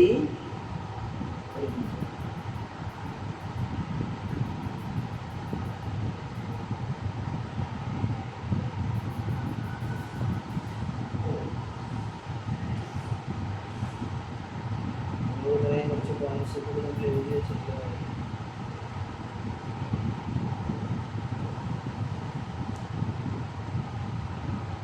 അപ്പോൾ ഞാൻ പറഞ്ഞത് നമ്മുടെ ശരീരത്തിനുള്ളിൽ ബയോളജിക്കൽ ക്ലോക്ക് കഴിയും. അപ്പോൾ ബയോളജിക്കൽ ക്ലോക്കിന് കൃത്യമായിട്ട് നമുക്ക് ചെയ്യാനുള്ള കാര്യം എന്താണെന്ന് കൂടി പറയാം. കൃത്യസമയം കീപ്പ് ചെയ്യുക. എല്ലാ ദിവസവും ഒരേ സമയത്ത് ഉറങ്ങാനും ഉണരാനും ശ്രമിക്കുക. രണ്ടാമത്തെ കാര്യം, രാത്രിയിലുള്ള നമ്മുടെ ഫോൺ ഉപയോഗം. ഫോണിൽ നിന്നുള്ള ബ്ലൂ ലൈറ്റ് മെലറ്റോണിൻ ഉൽപ്പാദനത്തിൽ തടയുന്നത് ക്ലോക്കിനെ ആക്രമിക്കും. പ്രഭാത വെയിൽ, രാവിലെ വെയിൽ ഏൽക്കുന്നത് ബയോളജിക്കൽ ക്ലോക്കിനെ ചെയ്യാനായിട്ട് റീസെറ്റ് ചെയ്യാനായിട്ട് സഹായിക്കും. അപ്പോൾ ഇത് നമ്മുടെ ജീവിതത്തിൽ അതൊന്ന് പ്രാക്ടീസ് ചെയ്യാൻ ശ്രമിക്കാം. അടുത്തതാണ് ഹേയ്ഫ്ലിക്ക് ലിമിറ്റ് തിയറി. എന്ന് പറഞ്ഞാൽ എന്താണ്? ഒരു സാധാരണ മനുഷ്യകോശത്തിന് അതിൻ്റെ ജീവിത കാലയളവിൽ നിശ്ചിത തവണ മാത്രം, നമുക്കറിയാം സെൽ ഡിവിഷനെ കുറിച്ചോ, അത് നമുക്ക് ഇഷ്ടംപോലെ സെൽ ഡിവൈഡ് ചെയ്യില്ല. ഒരു 40 മുതൽ 60 വരെ ഒരു സെൽ ഡിവിഷൻ ഒരാളുടെ ശരീരത്തിൽ ഏകദേശം നടക്കും. ഏകദേശം തവണ വരെയാണ് ശരാശരി കോശം വിഭജിക്കപ്പെടുക. ഈ പരിധിയെയാണ് നമ്മൾ ഹേയ്ഫ്ലിക്ക് ലിമിറ്റ് എന്ന് പറയാം. അതായത് കോശം ഡിവൈഡ് ചെയ്യാൻ എടുക്കുന്ന സാധാരണ എത്ര തവണ, ഹേയ്ഫ്ലിക്ക് ലിമിറ്റ് എന്ന് പറഞ്ഞാൽ അതിനൊരു ലിമിറ്റ് ഉണ്ട്. ആ ലിമിറ്റ് ഒരു സാധാ മനുഷ്യൻ്റെ ശരീരത്തിൽ ശരാശരി 50 പ്രാവശ്യം, അതായത് 40 to 60. After that the cells കാണ്ട് ഡിവൈഡ്. അതിനുശേഷം നമ്മുടെ കോശങ്ങൾ ഡിവൈഡ് ചെയ്യില്ല. അപ്പോൾ അതിന് റിനോവേഷൻ ഇല്ല, റെജുവിനേഷൻ ഇല്ല. അപ്പോൾ അതുകൊണ്ട് body starts to show signs of ageing. Cell division നടക്കുമ്പോൾ അതിന് റെജുവിനേഷൻ ഉണ്ട്. സെൽ ഡിവിഷൻ സ്റ്റോപ്പ് ആകുമ്പോൾ റെജുവിനേഷൻ ഇല്ല. അത് നമ്മളെ ഏജിങ്ങിലേക്ക് നയിക്കും. ഇനി അടുത്തതാണ് ബയോളജിക്കൽ ക്ലോക്ക് തിയറി. നേരത്തെ പറഞ്ഞ ഞാൻ ഒന്നുകൂടി തിയററ്റിക്കലായിട്ട് നമ്മൾ പറയുകയാണ്. അതെന്താണ്? ഞാൻ നേരത്തെ പറഞ്ഞതാണ്, നിങ്ങൾക്കത് മനസ്സിലായി കാണും. This theory state that body has an internal clock. External clock മാത്രമല്ല, നമുക്കൊരു ഇന്റേണൽ ക്ലോക്ക് ഉണ്ട്. That controls the rate of ageing. Once this clock hits a certain point the body start showing signs of ageing. അതായത് ആ internal clock ഉള്ളതും വന്ന് മരിക്കാണ്ടിരിക്കില്ല, വയസ്സാവാണ്ടിരിക്കില്ല. നമ്മുടെ age വരുമ്പോഴും നമ്മുടെ ഇന്റേണൽ ക്ലോക്ക് ചില സമയത്ത് ഹിറ്റാവും. നല്ല കാലത്ത് ചെയ്തിരുന്നത് പോലെ ഇപ്പോൾ നമുക്ക് ചെയ്യാൻ പറ്റിയെന്ന് വരില്ല. ആ സമയത്ത് നമുക്ക് തന്നെ ചൂടുള്ളെടുത്ത് കുളിക്കാൻ പറ്റിയിരുന്നപ്പോൾ നമുക്ക് ഒരു ചൂടെല്ലാം ചൂടാക്കി കുളിക്കാൻ പറ്റില്ല, ആരെങ്കിലും കൊണ്ടുവന്നാലേ കുളിക്കാൻ പറ്റുള്ളൂ. അത് അക്സെപ്റ്റ് ചെയ്യാൻ പറ്റണം മനസ്സുകൊണ്ട്. ഇങ്ങനെ നമ്മൾ ബയോളജിക്കൽ ക്ലോക്കിന് ത്രെറ്റായിട്ട് നമ്മുടെ ശരീരം പ്രതികരിക്കാൻ തുടങ്ങുമ്പോൾ നമ്മുടെ ശരീരത്തിൽ സ്ട്രെസ് ഉണ്ടാവും. ഈ സ്ട്രെസ്, ഈ എല്ലാ തിയറിയുടെയും ഒരു ഭാഗത്ത് സ്ട്രെസ് ഉണ്ട്. ആ സ്ട്രെസ് ഹോർമോണുകൾ പുറപ്പെടുവിക്കും. പ്രധാനമായും നമുക്കറിയാം സ്ട്രെസ് ഹോർമോൺ എന്ന് പറഞ്ഞാൽ ഒന്ന് കോർട്ടിസോളാണ്, രണ്ട് അഡ്രിനാലിനാണ്. അപ്പോൾ ഈ കോർട്ടിസോൾ കൂടുതൽ പ്രവർത്തിക്കുമ്പോൾ അഡ്രിനാലിൻ കൂടുതൽ പ്രവർത്തിക്കുമ്പോൾ അഡ്രിനാലിൻ നമ്മളെ ഫൈറ്റ് ആൻഡ് ഫ്ലൈറ്റ് ആണ്. കോർട്ടിസോൾ ഫൈറ്റ് ചെയ്യാൻ നമ്മളെ പ്രേരിപ്പിക്കും, അഡ്രിനാലിൻ ഫ്ലൈറ്റ് ചെയ്യാൻ പ്രേരിപ്പിക്കും. ഫ്ലൈറ്റ് ചെയ്യാന്ന് പറഞ്ഞാൽ ഓടിപ്പോവുക. ആ സാഹചര്യം പട്ടിനെ കണ്ടു പേടിച്ചു, അഡ്രിനാലിൻ ഉപയോഗിച്ചു, നമ്മൾ പട്ടിനെ കണ്ട് ഓടിപ്പോയി, അതിനെ ഫേസ് ചെയ്യാൻ ഓടിപ്പോയി. കോർട്ടിസോൾ ആണെങ്കിൽ അതിനെ എതിരിടാനായിട്ട് നമ്മൾ നോക്കും. ഈ രണ്ട് ഹോർമോണാണ് സ്ട്രെസ് വരുമ്പോൾ നമുക്ക് ഉണ്ടാവുക. ഇത് രണ്ടും നമ്മുടെ ശരീരത്തെ ഏജിങ്ങിലേക്ക് നയിക്കും. ഇനി അടുത്തതാണ് wear and tear theories, environment factors. നമുക്കറിയാം this theory suggest ageing is a result of external factors. Biological clock internal ഫാക്ടേഴ്സിനെ കുറിച്ച്, ഇൻറ്റേർണൽ ക്ലോക്കിനെ കുറിച്ചാണ് പറഞ്ഞതെന്നുണ്ടെങ്കിലോ ഇത് പറയുന്നത് എക്സ്റ്റേണൽ ഫാക്ടേഴ്സാണ്. എനിക്കിത് ചുമയൊക്കെ ഉണ്ട്, അതുകൊണ്ട് ഞാൻ ഇത്തിരി പിച്ച് കുറച്ച് പറഞ്ഞാലും നിങ്ങൾക്ക് തിരിയുമല്ലോ അല്ലേ. ഞാൻ ഈ പിച്ച് കുറയ്ക്കട്ടെ, ഇത്ര നേരം പിച്ച് ഓർക്കാണ്ട് ഞാൻ ഓർക്കം പറഞ്ഞു. കുഴപ്പമില്ലല്ലോ മക്കളെ, കേൾക്കുന്നുണ്ടോ? കേൾക്കുന്നുണ്ടോ? ആ,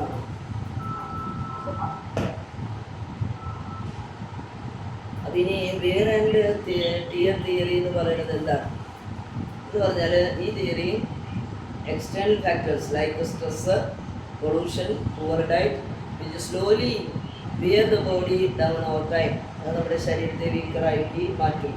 ഈ വക കാര്യങ്ങളൊക്കെ സ്ട്രെസ് കൂടുക, പലതരത്തിലുള്ള സ്ട്രെസ് ഉണ്ട്. ഇന്ന് നമുക്ക് വാർദ്ധക്യത്തിൽ ഇരിക്കുന്ന ആളുകൾക്ക് സൈക്കോളജിക്കൽ സ്ട്രെസ് ഒന്നോറാണ്. ഒരു പ്രഷർ കുക്കർ സ്റ്റൈലാണ് ഇന്ന് ഫാമിലിയിലൊക്കെ. പ്രഷർ കുക്കർ എന്ന് പറഞ്ഞാൽ ഇങ്ങനെ പ്രഷർ വന്ന് ഉയർത്ത് മുട്ടി പ്രഷർ കുക്കർ ഇരിക്കില്ലേ, അതുപോലെയാണ്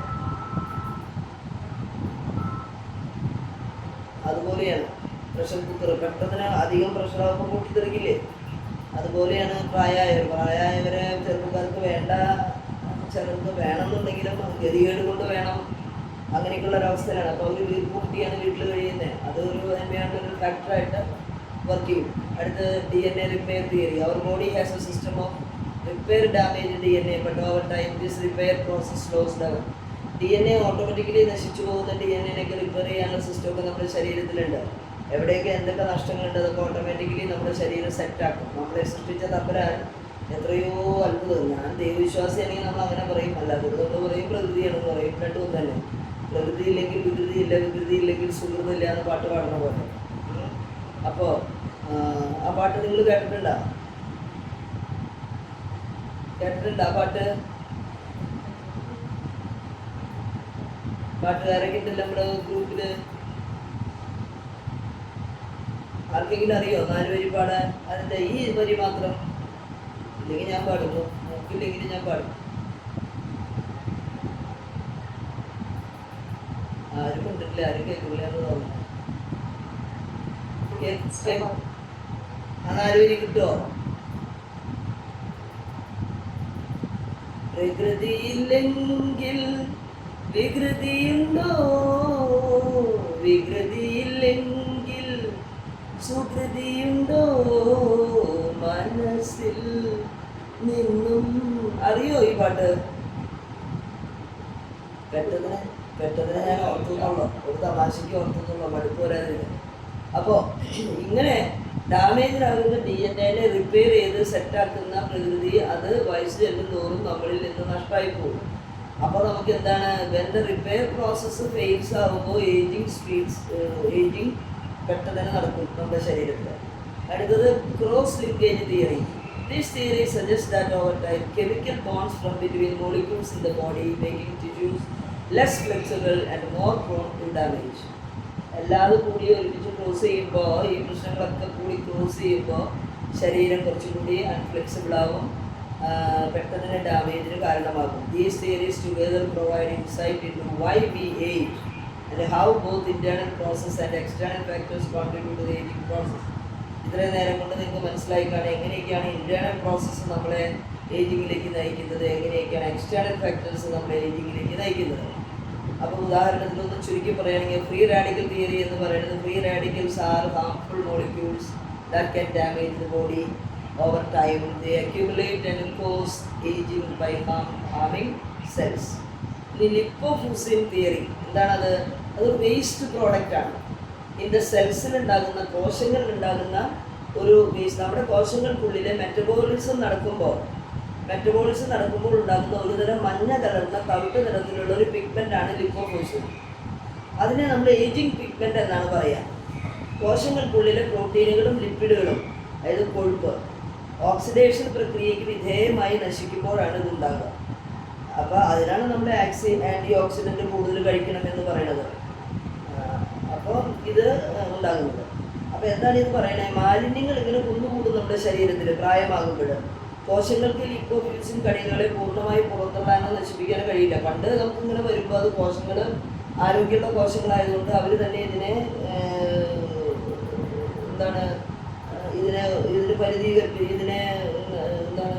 സെറ്റാക്കിയിരുന്നു. ഈ വേസ്റ്റിനെ പുറന്തള്ളുമായിരുന്നു. പക്ഷെ ഇപ്പോൾ അവർ വീക്കായതുകൊണ്ട് ഈ പുറന്തള്ളൽ പൂർണ്ണമായിട്ട് നടക്കാനോ പൂർണ്ണമായിട്ട് നശിപ്പിക്കാനോ കഴിയണില്ല. അതുകൊണ്ട് കോശത്തിനുള്ളിൽ പ്രത്യേകിച്ച് ഹൃദയം, മസ്തിഷ്കം, കരൾ, ഇവിടെയൊക്കെ ഇത് പോയിട്ട് കുന്നുകൂടുകയാണ്. ഈ വേസ്റ്റ്, അതായത് ലിപ്പോഫ്യൂസിൻ കുന്നുകൂടും. അങ്ങനെ കോശത്തിൻ്റെ പ്രവർത്തനം തടസ്സപ്പെടുന്നു. അങ്ങനെ എന്ത് ചെയ്യും? കോശത്തിനുള്ളിലെ മാലിന്യ സംസ്കരണ യൂണിറ്റായ ലൈസോസോമുകൾ, നമുക്കറിയാം ലൈസോസോം, നമുക്ക് പഠിച്ചു കാണും കുട്ടിക്കാലത്ത്. ഈ ലൈസോസോമുകളാണ് നമ്മുടെ കോശത്തിനുള്ളിലെ മാലിന്യ സംസ്കരണം നടത്തുന്നത്. അതിനെ ഇവർ അറ്റാക്ക് ചെയ്യും, അങ്ങനെ ശ്വാസം മുട്ടിക്കും. അത് കാരണം കോശത്തിന് ആവശ്യമായ ഊർജം ലഭിക്കാതെ വരും. അങ്ങനെ അതിന് സ്വയം റിപ്പയർ ചെയ്യാൻ സാധിക്കാതെ വരും. അങ്ങനെ കോശത്തിന് മരണം സംഭവിക്കും. അപ്പോൾ പിന്നെ ഏജിങ് പെട്ടെന്ന് തകരാറിലാക്കും. ഏജിങ് പെട്ടെന്ന് കൂടും. ഏജിങ്ങിൻ്റെ സ്പീഡ് എളുപ്പത്തിലാകും. ഇനി അടുത്താണ് neuro endocrine theory. This theory, ഇപ്പം നമ്മൾ ചില ആളുകളുടെ ശരീരത്തിൽ ഈ കറുത്ത തവിട്ട് നിറത്തിലുള്ള കുത്തുകളും പുള്ളികളൊക്കെ കാണും ശരീരത്തിൽ പ്രായമാകുമ്പോൾ. അത് ഈ വേസ്റ്റുകളുടെ ഒരു എക്സ്റ്റേണൽ സിറ്റുവാണെന്നാണ് പറയുന്നത്, സ്റ്റഡീസ് പറയുന്നത്. ശരീരത്തിൽ കാണുന്ന തവിട്ട് നിറത്തിലുള്ള ബ്ലാക്ക് നിറത്തിലുള്ള കലകൾ, അത് ഈ നമ്മൾ നേരത്തെ പറഞ്ഞ ഈ ലിപ്പോഫ്യൂസിൻ എന്ന് പറയുന്ന വേസ്റ്റുകൾ അടിഞ്ഞു കൂടുമ്പോൾ ശരീരത്തിന് പുറത്ത് കാണിക്കുന്ന ചില സിംറ്റമാണ് അത്. അപ്പോൾ അതിന് നമ്മൾ എന്താ ചെയ്യേണ്ടത്? ഭക്ഷണം കൂട്ടുക, ആൻറ്റി ഓക്സിഡൻറ്റുകൾ അടങ്ങുക, ഭക്ഷണത്തിൻ്റെ അളവ് കുറയ്ക്കുക, ആൻറ്റി ഓക്സിഡൻറ്റുകൾ കഴിക്കുന്നത് കൂട്ടുക. അപ്പോൾ നമ്മൾ കുറച്ചുകൂടി ആരോഗ്യത്തിൽ നമുക്ക് കുറച്ചുകൂടി റിപ്പയറൊക്കെ നടക്കും. ശരീരത്തിൽ നമുക്കറിയാം ഫാറ്റി ലിവർ ഉണ്ടെങ്കിൽ അതിനെ നമ്മൾ റിവേഴ്സ് ചെയ്യാനായിട്ട് നമുക്ക് പറ്റും. പലതരം രോഗങ്ങളെ മസിൽസിനൊക്കെ കുറച്ച് എക്സസൈസ് കൊടുത്തു കഴിഞ്ഞാൽ മസിൽസ് ആക്റ്റീവ് ആക്കാൻ പറ്റും. ഒരു 3 ആഴ്ച അടുപ്പിച്ച് നമ്മൾ എക്സസൈസ് ചെയ്താൽ മതി എന്നാണ് പറയുന്നത്. പക്ഷെ നമ്മൾ മടി വെച്ചിട്ട് എനിക്ക് പോലും പറ്റുന്നില്ല എന്ന് വിചാരിക്കും. പക്ഷെ മടി തിരക്ക് പിടിച്ചിട്ട് നമ്മൾ ചെയ്യില്ല, ചെയ്യണം. ന്യൂറോ എൻഡോക്രൈൻ തിയറി എന്ന് പറയുന്നത് ഹോർമോൺസും നെർവസ് സിസ്റ്റം ഏജിങ്ങിനെ റെഗുലേറ്റ് ചെയ്യും. ഫോർ എക്സാമ്പിൾ, ഈ ഏജ് ആകുമ്പോൾ ഹോർമോണിൻ്റെ പ്രൊഡക്ഷൻ കുറയും. അത് നമ്മളെ ഏജിങ്ങിനെ കൂട്ടും. ഹോർമോൺസിൻ്റെ പ്രൊഡക്ഷൻ കുറയണത് ഏജിങ്ങിനെ കൂട്ടും.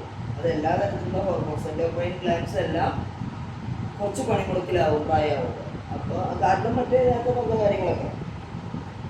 Hormone deficiency leads you to ageing. അടുത്തത് psychological theories. Psychological theory focus on how ageing affects the mind and behaviour. പ്രായം എന്ന് പറയുന്നത് നമ്മുടെ മനസ്സിനെയും പെരുമാറ്റത്തെയും എങ്ങനെ ബാധിക്കുന്നു എന്നതിനെ ആശ്രയിച്ചിരിക്കുന്നു. They link cognitive decline and emotional challenges to biological age. അപ്പോൾ നമ്മൾ കോഗ്നിറ്റീവ്ലി എനിക്ക് ഡള്ളായിപ്പോയി, എനിക്ക് വേണ്ടതുപോലെ പണ്ടത്തെ പോലെ പഠിക്കാൻ പറ്റുന്നില്ല, പണ്ടത്തെ പോലെ ക്ലാസ് എടുക്കാൻ പറ്റുന്നില്ല, പണ്ടത്തെ പോലെ ഓർമ്മ വയ്ക്കാൻ പറ്റുന്നില്ല, പണ്ടത്തെ പോലെ നല്ല ഇമോഷൻസ് ഉള്ള ആളായിട്ട് ബിഹേവ് ചെയ്യാൻ പറ്റുന്നില്ല, എൻ്റെ ഇമോഷൻസിനെ റെഗുലേറ്റ് ചെയ്യാനോ കൺട്രോൾ ചെയ്യാനോ എനിക്ക് പറ്റുന്നില്ല. അങ്ങനെ വരുമ്പോൾ നമ്മൾ തന്നെ ഒരു ഡിപ്രഷനിലേക്ക് പോകും. അത് നമ്മുടെ ബയോളജിക്കൽ ഏജിങ്ങിനെ കൂട്ടും. പ്രത്യേകിച്ച് നമുക്ക് എറിക്സൻ്റെ തിയറിയിൽ നമ്മൾ പറയുന്നത് ഈ ഏജിൽ എന്തത് 65 വയസ്സുള്ള ജനറേറ്റിവിറ്റി വേഴ്സസ് പറഞ്ഞ് ഇൻറ്റഗ്രിറ്റി വേഴ്സസ് ഡെസ്പെയർ അവസാനത്തിൽ അല്ലേ, ജനറേറ്റിവിറ്റി വേഴ്സസ് സ്റ്റാഗ്നേഷൻ. അഡൽട്ട്ഹുഡ് ഓർക്കുന്നുണ്ടോ? എന്താണ് ആർക്കും ഉണ്ടാത്ത? എറിക്സന്റെ തിയറി പഠിച്ചില്ലേ? 8 സ്റ്റേജസ്. അതിൽ അഡൽട്ട്ഹുഡ് എങ്ങനെയാണ്? 65+ എന്നുള്ളത് എങ്ങനെയാണ്?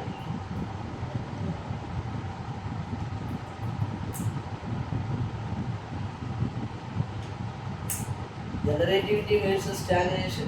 ആരും മിണ്ടാത്തത്? ആരെങ്കിലും ഒന്ന് മിണ്ടപ്പം. അറിയില്ലെങ്കിൽ അറിയില്ല എന്ന് പറ.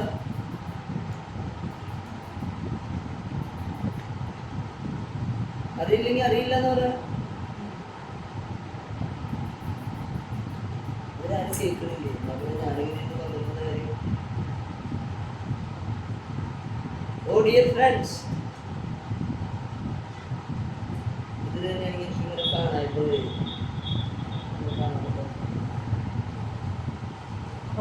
സ്ക്രീൻ ഷെയർ ചെയ്യാൻ വേണ്ടി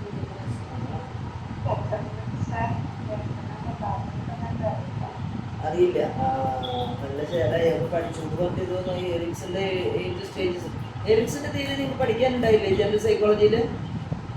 അതിന് പിന്നെ എന്ത് ചെയ്യാൻ പഠിക്കാത്ത? അത് ഇതുവരെ പഠിച്ചില്ലേ? ഏറ്റവും പ്രധാനപ്പെട്ട ഒരു തിയറിയല്ലേ അതിൻ്റെ. അഡൽട്ട്ഹുഡിൻ്റെ സ്റ്റേജിനെ അതിൻ്റെ വെർച്യൂ എന്ന് പറയുന്നത് ജനറേറ്റിവിറ്റി വേഴ്സസ് സ്റ്റാഗ്നേഷൻ. അടുത്ത old age integrity versus despair. അതിൻ്റെ ഫസ്റ്റ് സ്റ്റേജിൻ്റെ പേരെന്ന് പറഞ്ഞേ കേൾക്കട്ടെ. First stage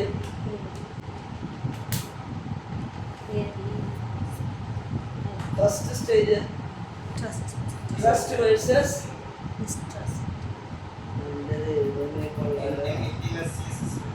intimacy. അഡൽട്ട്ഹുഡാണ്, ഏർലി അഡൽട്ട്ഹുഡാണ്.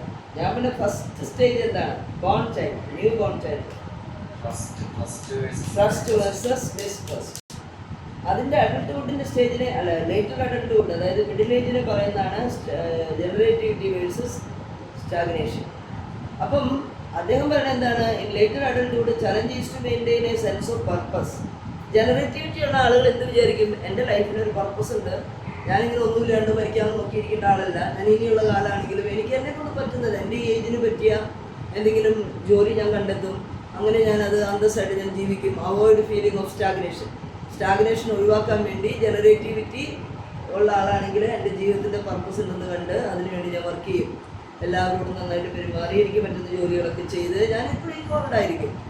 അല്ലാത്തവരോ അങ്ങനെ ഒരു ചിന്തയില്ലാത്ത ആളുകളാണെങ്കിൽ അവരെപ്പോഴും സ്റ്റാഗ്നൻ്റ് ആവും. ഞാൻ പ്രായമായി, ഇനി എന്നെ കൊണ്ട് ഒന്നിനും കൊള്ളില്ല, ഒന്ന് മരിച്ചാൽ മതി എന്ന് വിചാരിച്ച് നമ്മൾ വന്നിട്ടുകൊണ്ടിരിക്കും. അതാണ് ഇദ്ദേഹം പറയണത്.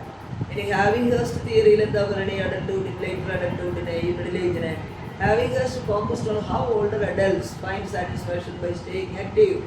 നല്ല സാറ്റിസ്ഫാക്ഷൻ ഉണ്ട്, ആക്റ്റീവായിട്ടിരിക്കുന്ന ആളുകൾ നല്ല മീനിങ് ഫുള്ളായിട്ട് ജീവിക്കും. അല്ലാത്തവർ ഡിക്ലൈൻ ആവും എന്നാണ് പറയുക. അപ്പോൾ ഇതൊക്കെ നമ്മുടെ സെൽ ഡിവിഷനെ, സെല്ലിൻ്റെ നശീകരണത്തെ ബാധിക്കും. ആക്റ്റീവായിട്ട് സാറ്റിസ്ഫൈഡോട് ജീവിക്കുന്ന ആളുകൾക്ക് കോശത്തിൻ്റെ നശീകരണം കുറയും, നല്ല ആക്റ്റീവായിട്ടിരിക്കും. അതാണ്. അടുത്ത സോഷ്യോളജിക്കൽ തിയറീസ് എന്ത് പറയും? These theories examine how ageing interacts with society. സൊസൈറ്റിയായിട്ട് നല്ല ഇൻട്രാക്ഷൻ ഉള്ള ആളുകൾ സൊസൈറ്റിയിൽ ഇനി എനിക്ക് റോൾ ഉണ്ടെന്ന് വിശ്വസിച്ച് ആ റോളുകൾ കളിച്ചുകൊണ്ടിരിക്കുന്ന ആളുകളാണെങ്കിൽ നന്നായിട്ട് ബിഹേവ് ചെയ്ത് നല്ല സോഷ്യൽ കോൺടാക്സ്റ്റ് കിട്ടുന്ന അവസരങ്ങളൊക്കെ ഉപയോഗിച്ച് നല്ല രീതിയിൽ സോഷ്യലൈസേഷൻ നടത്തുന്ന ആളുകൾ സുന്ദരമായിട്ട് അവരുടെ ഏജിങ് കുറയും.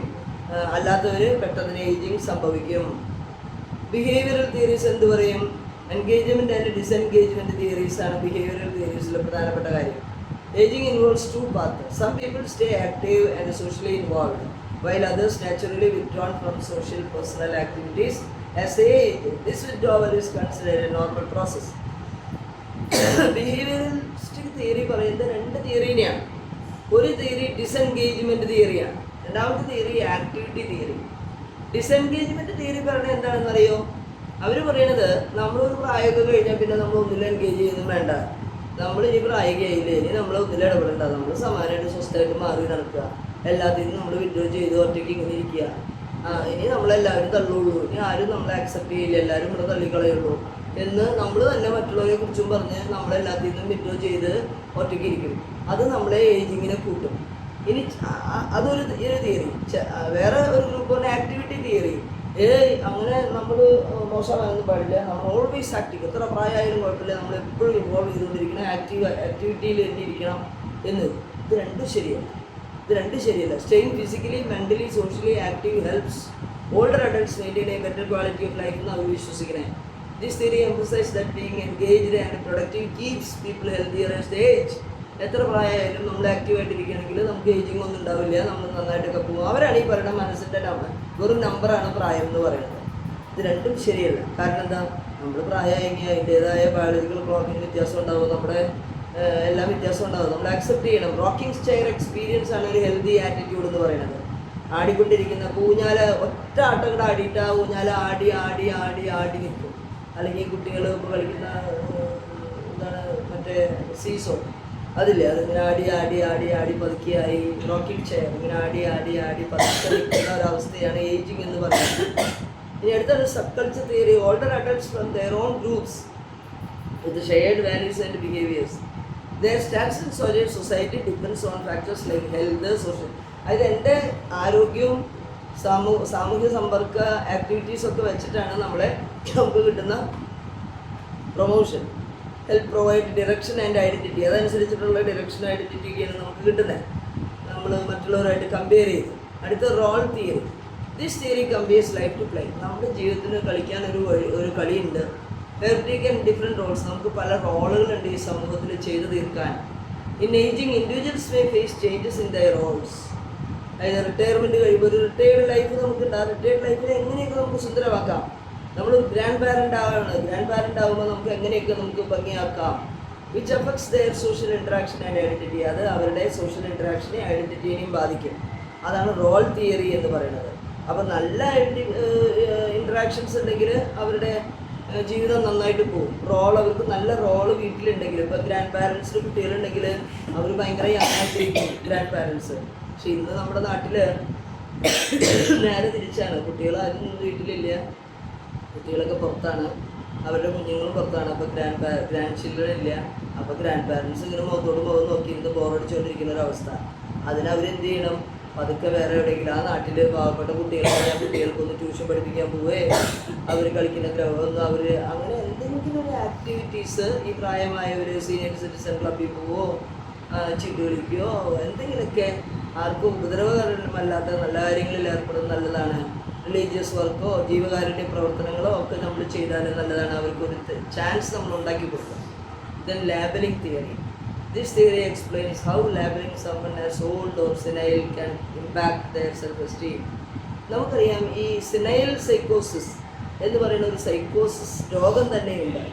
അതായത് എന്ന് പറഞ്ഞാൽ അർത്ഥം, പ്രായമായി കഴിഞ്ഞാൽ നമ്മൾ പ്രായമായി എന്ന് പറഞ്ഞാൽ എല്ലായിടത്തും നമ്മളെ ഒഴിവാക്കും. രണ്ട് തരത്തിലാണ് ഇന്ന്. പ്രായമായി എന്ന് പറഞ്ഞ് ഒഴിവാകുന്ന ഒരവസ്ഥയുണ്ട്. ചിലർ പ്രായമായാലും കസേര വിടാണ്ട് കടിച്ചു പിടിച്ചിരിക്കുന്ന അവസ്ഥ. രാഷ്ട്രീയത്തിലും റിലീജിയസ് പവറുകളിലൊക്കെ നമ്മൾ നോക്കിയാൽ, പള്ളികളിലൊക്കെ നോക്കിയാൽ, പള്ളി കമ്മിറ്റികളിലൊക്കെ നോക്കിയാൽ ഭയങ്കര പ്രായമായ ആളുകൾ മാത്രം, യൂത്ത് പൊടി പോലും പള്ളിയിൽ കാണില്ല. അതുപോലെ രാഷ്ട്രീയത്തിൽ നോക്കുകയാണെങ്കിൽ അപ്പാപ്പന്മാർ തലമുറച്ച് വിളിച്ച അപ്പാപ്പന്മാർ മാത്രം രാജ്യം ഭരിക്കുക. ചെറുപ്പക്കാർ എത്ര മന്ത്രിമാരുണ്ട് നമ്മുടെ മന്ത്രിസഭയിലൊന്ന് ആലോചിച്ച് നോക്കിയാൽ നമുക്ക് മനസ്സിലാവും. അത് ശരിക്കും നമ്മൾ കാര്യമായിട്ട് ചിന്തിക്കേണ്ട ഒരു കാര്യമാണ്. അപ്പോൾ സിനൈൽ എന്ന് പറയുമ്പോൾ നമ്മുടെ നാട്ടിൽ ഇത് രണ്ട് തരത്തിലാണ്. ചിലർക്ക് പ്രായമായെന്ന് പറഞ്ഞ് എല്ലാത്തിനും മാറി അത് അവരുടെ സെൽഫ് എസ്റ്റീമിനെ ബാധിച്ച് നല്ല കഴിവുള്ള ആളുകൾ ഒരു കഴിവില്ല എന്നുള്ള മട്ടിൽ മാറിപ്പോകും. ചിലരെ എത്ര പ്രായമായാലും അവർക്ക് വിടില്ല എന്നും പറഞ്ഞ് കടിച്ചു പിടിച്ചിരിക്കുന്ന അവസ്ഥ. ഇത് രണ്ടും ശരിയല്ല. അപ്പോൾ അത് ലേബലിംഗ് തിയറിനെ അതാണ് നമ്മൾ ഉദ്ദേശിക്കുക. Such labels can limit their opportunities. അങ്ങനത്തെ ലേബൽസ് നമ്മുടെ ഓപ്പർച്യൂണിറ്റീനെ തടയും. അയ്യോ ഞാനൊക്കെ പ്രായമായില്ല, ഇനിയിപ്പോൾ എന്തിനാ ഞാൻ അതിന് പോണേ എന്നൊരു തോന്നൽ നമുക്ക് വന്നാൽ നമ്മളെല്ലാത്തിനും മാറും. അത് നെഗറ്റീവ് ഇമോഷൻസ് നമുക്ക് ഉണ്ടാക്കും. അത് നമ്മളെ ഡിപ്രഷനിലേക്കും പ്രൈഡ് ഒന്നിലേക്ക് ഡിപ്രഷനിലേക്ക് നയിക്കും, അല്ലെങ്കിൽ അഹങ്കാരത്തിലേക്ക് നയിക്കും. രണ്ടാണെങ്കിലും ഒരെണ്ണം ഡിപ്രഷൻ, ഒരെണ്ണം അഹങ്കാരത്തിലേക്ക് നയിക്കും. ഞാൻ പ്രായമായാലും ഞാൻ എപ്പോഴും മെഡിക്കലാണ്, ഞാൻ എല്ലാത്തിലും അങ്ങനെയാണ് ഇങ്ങനെയാണെന്നൊക്കെ പറഞ്ഞ് വലിയ ഗവയൊക്കെ പറഞ്ഞ് സെൽഫ് ബൂസ്റ്റിംഗ് ഒക്കെ നടത്തിയിരിക്കും. അടുത്ത disease, health and ageing. Hypertension, high blood pressure is common. അതായത് പ്രായമാകുമ്പോൾ പലതരത്തിലുള്ള രോഗങ്ങൾ നമ്മളെ ബാധിക്കും. അത് വുമൺ ഓവർ 75 ഡാൻ മെൻ കണ്ടിന്യൂവിനേക്കാളും കൂടുതലായിട്ട് 75 is a significant health issue in ageing population. അപ്പോൾ small woman over 75 than men. Then heart disease വരുന്നു, സ്ട്രോക്ക് വരുന്നു, അതൊക്കെ വരുന്ന ഒരു ഏജാണ് ഈ age. These are common among older അഡൾട്ട്സിലാണ് ഇതൊക്കെ വരുന്നത്. വിത്ത് മെൻ ബീയിങ്, ഇന്നിപ്പോൾ അങ്ങനെയൊന്നും പറയാൻ പറ്റില്ല, ചെറുപ്പക്കാർക്ക് ഈ രോഗങ്ങളൊക്കെ ഉണ്ട്. എന്നാലും ഒരു പരിധി കഴിയുമ്പോൾ ഇതിന് ചാൻസ് കൂടുതലാണ്. Coronary disease, damage the heart, strokes ഇതൊക്കെ വരുന്നു. പിന്നെ cancerous, slightly lower rates of stroke. പുരുഷന്മാർക്കാണ് കൂടുതൽ സ്ട്രോക്ക് വരണേ, പെണ്ണുങ്ങളെക്കാളും. In diabetes affects many people. നമുക്കറിയാം ഡയബറ്റിക്സ്, കേരളം ഡയബറ്റിക്സിൻ്റെ ക്യാപിറ്റലാണെന്ന് പറയണേ. കാരണം ചോറ് നമ്മൾ കണ്ടമാനം തിന്നുകൂട്ടുകയാണ്. അതുകൊണ്ടാണെന്ന് പറയുന്നത്. ചോറ് മാത്രമല്ല, ജീവിതശൈലി രോഗങ്ങൾ.